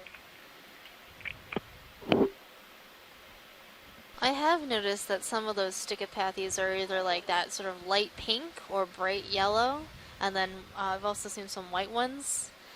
And I'm not really sure why that would be. It's probably because they're different species, I would suspect. A little bit, and let me know if you see a rock you want me to poke, and I'll do my best to collect it. And then, Science, did you still want to see this sponge? I think it was 10 minutes back or so, as pointed out. Let's look at the sponge that's straight ahead. I think it might be a Farreid. Copy that. Yeah, let's look at that sponge. I know you, Chris. Surprise, surprise. It looks a little interesting up top. Like it's got that really typical sort of looping at the base, but it's doing something interesting at the top. Like you're, not quite like that. It's more leafy than, what was it? The carburetor sponge? The turbocharger sponge? My brain is starting to go into turbocharger mode. Oh my goodness, it does look like that turbocharger. Last cruise we collected a sponge which Matt Dornbach dubbed the turbocharger sponge. And I think this is what we're looking at. It is a Farreid, but it's not Farrea in the genus Farrea.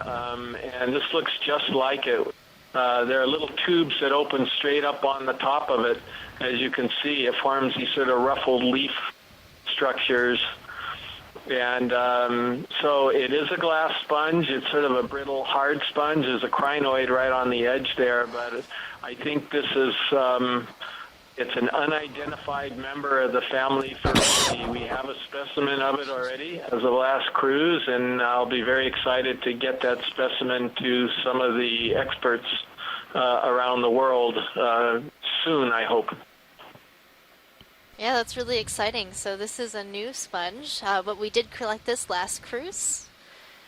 So when we're done with the imagery, we can zoom out and try to look at some other things. All right. We also have some associates. For those associate fans out there, I saw a couple amphipods, crinoid, and a brittle star on this sponge. There's a large sponge coming into view here. We'll see it. Are they the fanboys of the deep? They certainly are. All right.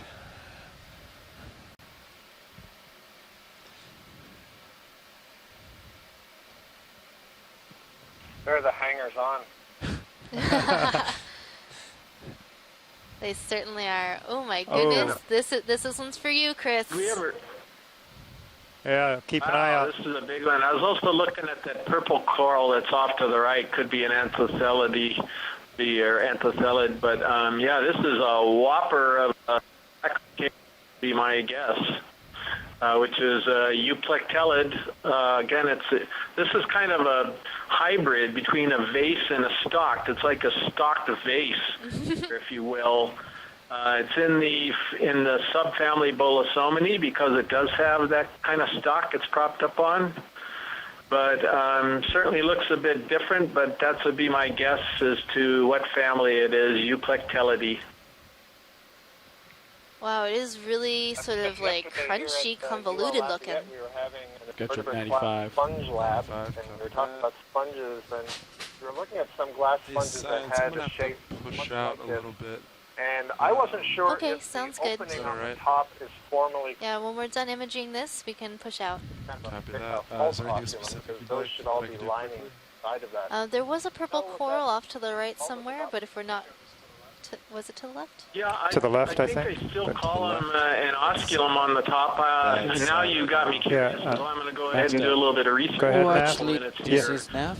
Yes, go ahead. The openings on the Just to side, let they you know, we have definitely about call 15 minutes oscula. until we leave bottom. And then I think this top Okay. one on We looks like we're sort of sponges, adjacent so to it's called the an point. osculum. Wait, point 3. Yeah, we should be close. But yeah, Science, I'm gonna have to push out. Sirius is getting ahead of me. Okay, go ahead. All right, thank you. All right, so we're going to be moving on. The Sirius is getting ahead of the D2, so we're going to go catch up and make our last waypoint, and we'll be leaving bottom about 15 minutes.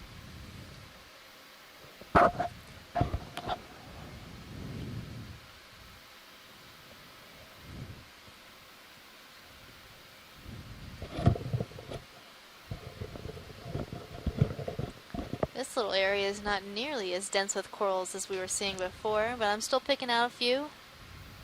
Yeah, it's interesting. I think their model, when we discussed the site, that they were kind of more. We had decided on something like 2/3 of on the ridge and 1/3 on the climbing the slope, because there was more interested by their model of predicting on the ridge, I believe. But anyway, we've seen it. Kind of saw the opposite there. Let them explore this. Yeah, well, sometimes those slopes can be quite prolific with organisms, just because as the current comes over the top of the ridge, which one is that? can cause some nice current for those on the other side of the ridge. Left of the monitor. I think it's 12. Yeah, no, right. it And then, of course, they're not using the bathymetry that we have access to, the high res, so ROV there's a little difference in the way the modeling would work. Not coming up. Probably starboard. Go ahead, whoever I cut off. ROV. Yeah, you don't want to discount the substrate either. This is a much more cobbly type of substrate, and while you've seen some corals on this cobbly type of material, at least some smaller ones, I think that has a lot to do with it. We've seen this for the last 3 years, that where there's really good, hard, solid, consolidated substrate on these sites, we tend to get a lot of big colonies growing all over the place, and then when we get into this cobbly area, they kind of all disappear. And it could be as simple as the fact that the larger colonies outgrow the cobbles they're on and they tip over and die. So that would be my guess. This is very, very cobbly, so it's not really surprising that there's not so many things growing right now. And if we get into a little more consolidated material before the end, I'll bet they'll pick up. Yeah, that's a good point. Yeah, that's probably the case. 30 meters, 310. 310, I think still works. Copy that. Try ROV starboard, or did you already try that one? Sorry.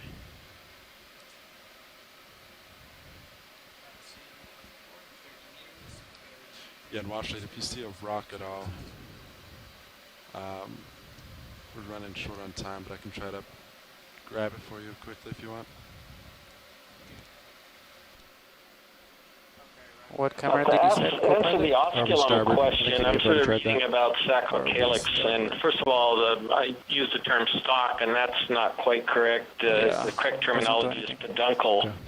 And there are openings called lateral osculum on the side of them, and then they're talking about a primary osculum, but they said it's absent in this particular sponge. So that opening on top, I was probably incorrect in calling that an osculum. It's I don't know, just an opening, I guess.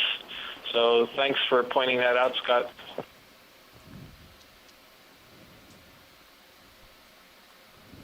Yeah, typically we have ROV aft, I think, on that monitor. There it goes. That works. All right. What about maybe one of these? Watch it.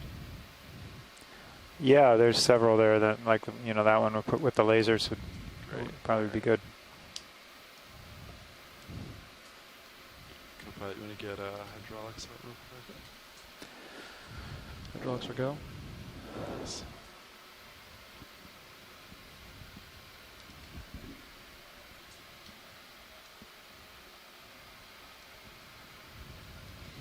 So we're just looking for a nice rock right now. We're getting to the end of the dive.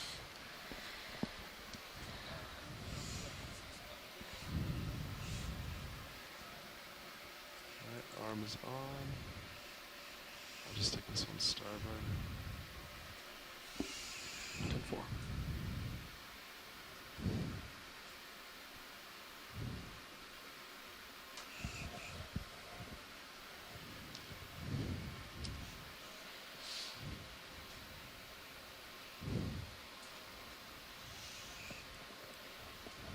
Is that one too small?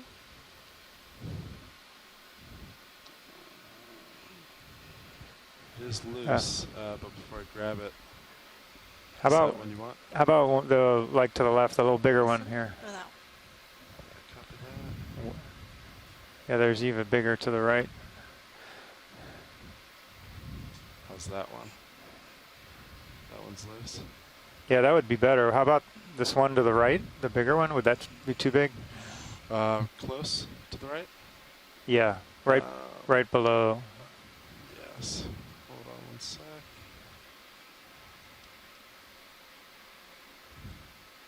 So it's yeah, it's moving. Is that what you'd like? Yeah, if that'll fit, let's grab that one. Is this? That'll work. Trying to think. Is that one big one or is that two? It's two. Okay. I think it's two separate Yeah, ones. Okay, I think that should fit then.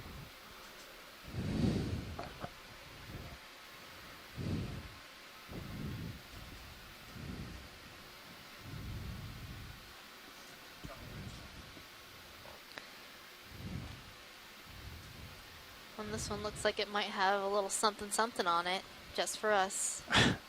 Bonus sample. Bonus. Bring a starboard wing in if you'd like. Yeah, looks good. Alright, video, come on in. Let's do a quick view so we can cover a little more ground before we come out bottom. So you're getting a nice, good, up close and personal view of this beautiful rock specimen.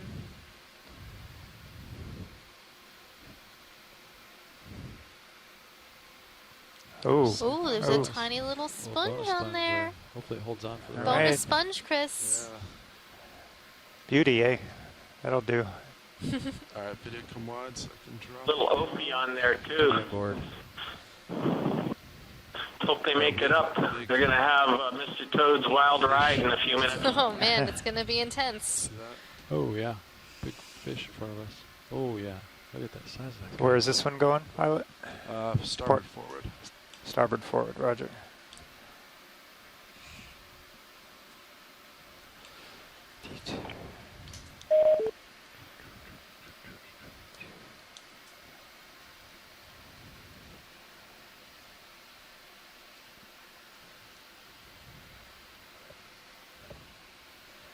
Thank you, tether for the chase.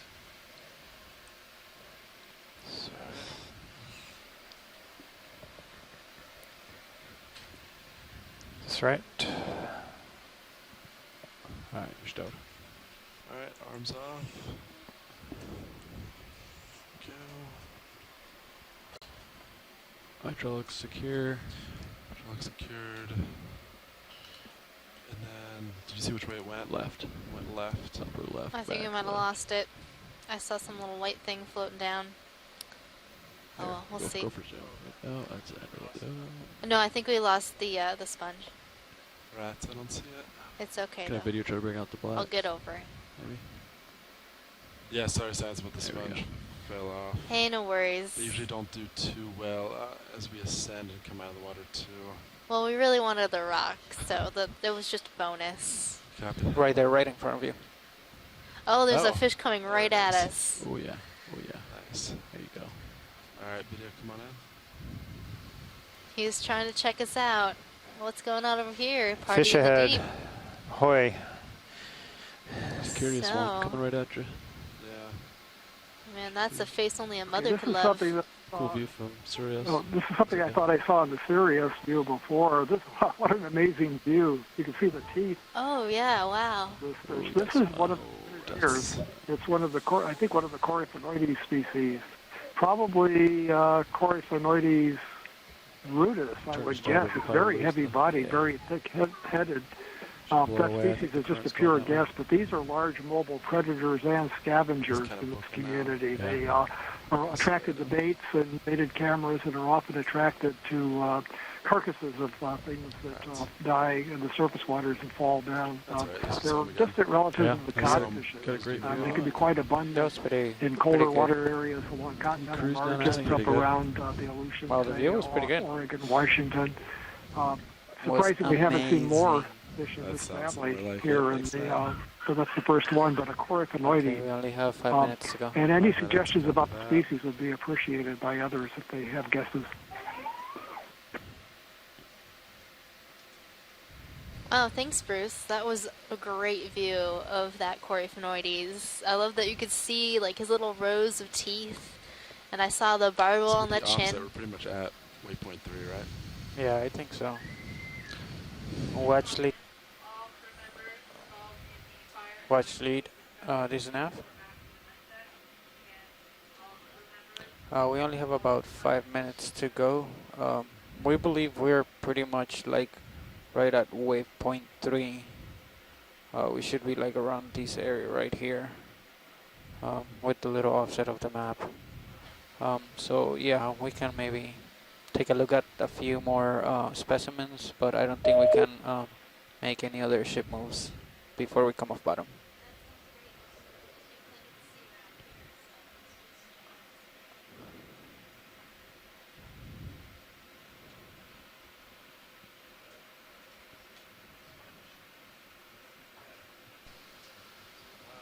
The reason I suggested Coryphonoides rudis, R-U-D-I-S, as a species is that looked Do you like guys it wanna was make much one last ship stockier move? body 5 and minute had a ship more move? massive We head gotta come and off longer at, snout than a lot sure. of the 23:32. Coryphonoides species that we see. Bridge, this is Nav.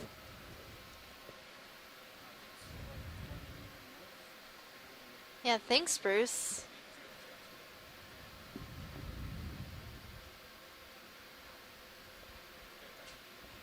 So anybody Bruce, I on can't shore, give if you there's any something help you'd like on to that. see, shout it out. These Oh, is about the best I can do.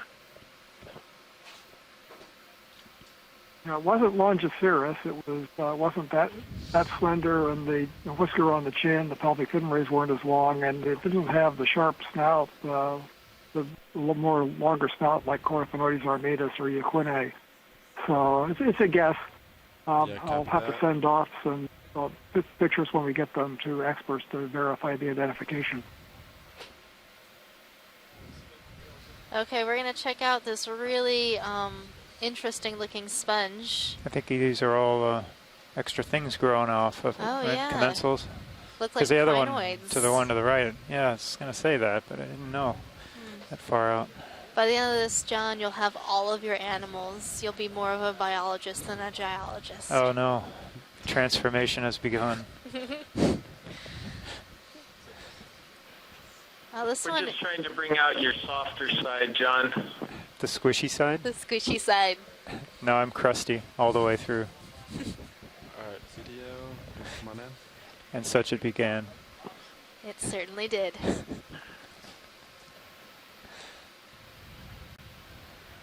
Wow, Chris, this is it's got like little. A star party. Yeah, what is going on with this sponge, Chris? It's got different vases branching off of vases. Yeah, is it a euplectellid? This is Oh, one's bailing out. my best guess. My best guess is that this is in the family Euretidae. It's a hard sponge, and we collected one of these back in 2015, if I'm not mistaken, in Johnston Atoll area, and I think it could be a perifragella. That would be my best guess. But I'm pretty sure it's brittle, that if you were to try to grab it, it would break. And unlike the sacrocalyx we saw, if you try to grab them, they would sort of squish like your typical kitchen sponge. But this thing, I think this thing has got silicified spicules, which means it's glued together all of its spicules to form a very hard, brittle structure. And it's absolutely covered with crinoids, which is pretty wild. Yeah. 23:32. 32. Okay, perfect. Yeah, copy that. I'm going to start showing your lights if that's all right. Yeah, go for it. Video, do we have any more zoom? Is that what you wanted I'm to say? seeing this little yellow, looks like a snail shell. Coming back. We're zooming in right now, trying to get a good look at what's here. It might be a hermit crab that's in this shell. Copy that. Looks a little degraded.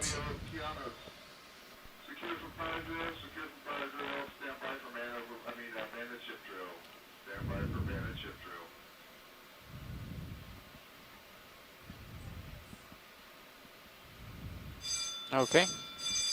We're off bottom, so All right, let's science, that's all the time we had. We're going to set up and get off bottom. These crinoids are called feather stars because they don't have stalks on them. I don't know, have you seen any stalk crinoids at all today, guys? I don't recall seeing one when I've been watching.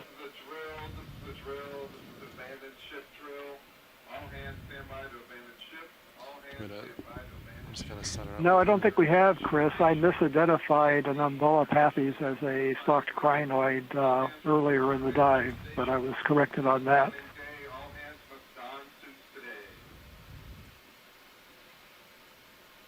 Okay, watch lead. We're preparing to come off bottom right now. All right, you're stowed. Great. All right. Okay, thank you. Since I need to turn. Okay, so thanks. Right. we're just Starboard now, right. sorry about the delay in our response. We were having a drill announcement, Come up but 50 meters we're and then about to spin. come off bottom. And So then just take your last looks, guys. See if there's anything of interest you want to note, and we'll be leaving bottom shortly. And was it Bruce or Chris who asked about seeing stock crinoids earlier? I think we saw a couple, but I'm not sure. We didn't zoom in on them. They could have been a coral. I'm pretty much lined with the ship. Yeah. Yeah. Yeah, thanks, Megan. Appreciate it. So you guys really struck a really nice spot for your first dive. Let's hope you can keep up this pace. I know, right? Yeah. I feel like this is a pretty great opportunity. Every day. Every day. Every day better. That's how we do it. 20. It was the magnificent mapping team. Yeah, without their help. And the fantastic piloting skills of the ship and ROV crew. And the stunning stills captured by the video group. Rotator's maxed out. Stills and clips. Okay. And the expert planning of our expedition coordinator that got us here. Okay, I'll chase you with Titan. There you go. And we're just along for the ride, aren't we? I guess so. We're just like, oh yeah, that looks good. The ride and the chow. Good job, guys. Yeah, so our crew thanks. here, they've been doing this for a number of years. They have a lot of experience, and especially thanks to Chris, we've all sort of started working as a really great team. Start coming up a little bit. Copy that. So even though John and I are relatively new to the ship and this sort of operation with the ROV, well, we've had a lot of guidance and we're able to put on quite a show today. Yep. And better tomorrow. So tomorrow we'll be diving on a little sort of mini ridge feature that doesn't have a name, but we're going to give it one. Tight. So hold on to your hats for our dive plan email later today. There you go. Okay, I got you. Delta 15 seems to come up a little bit.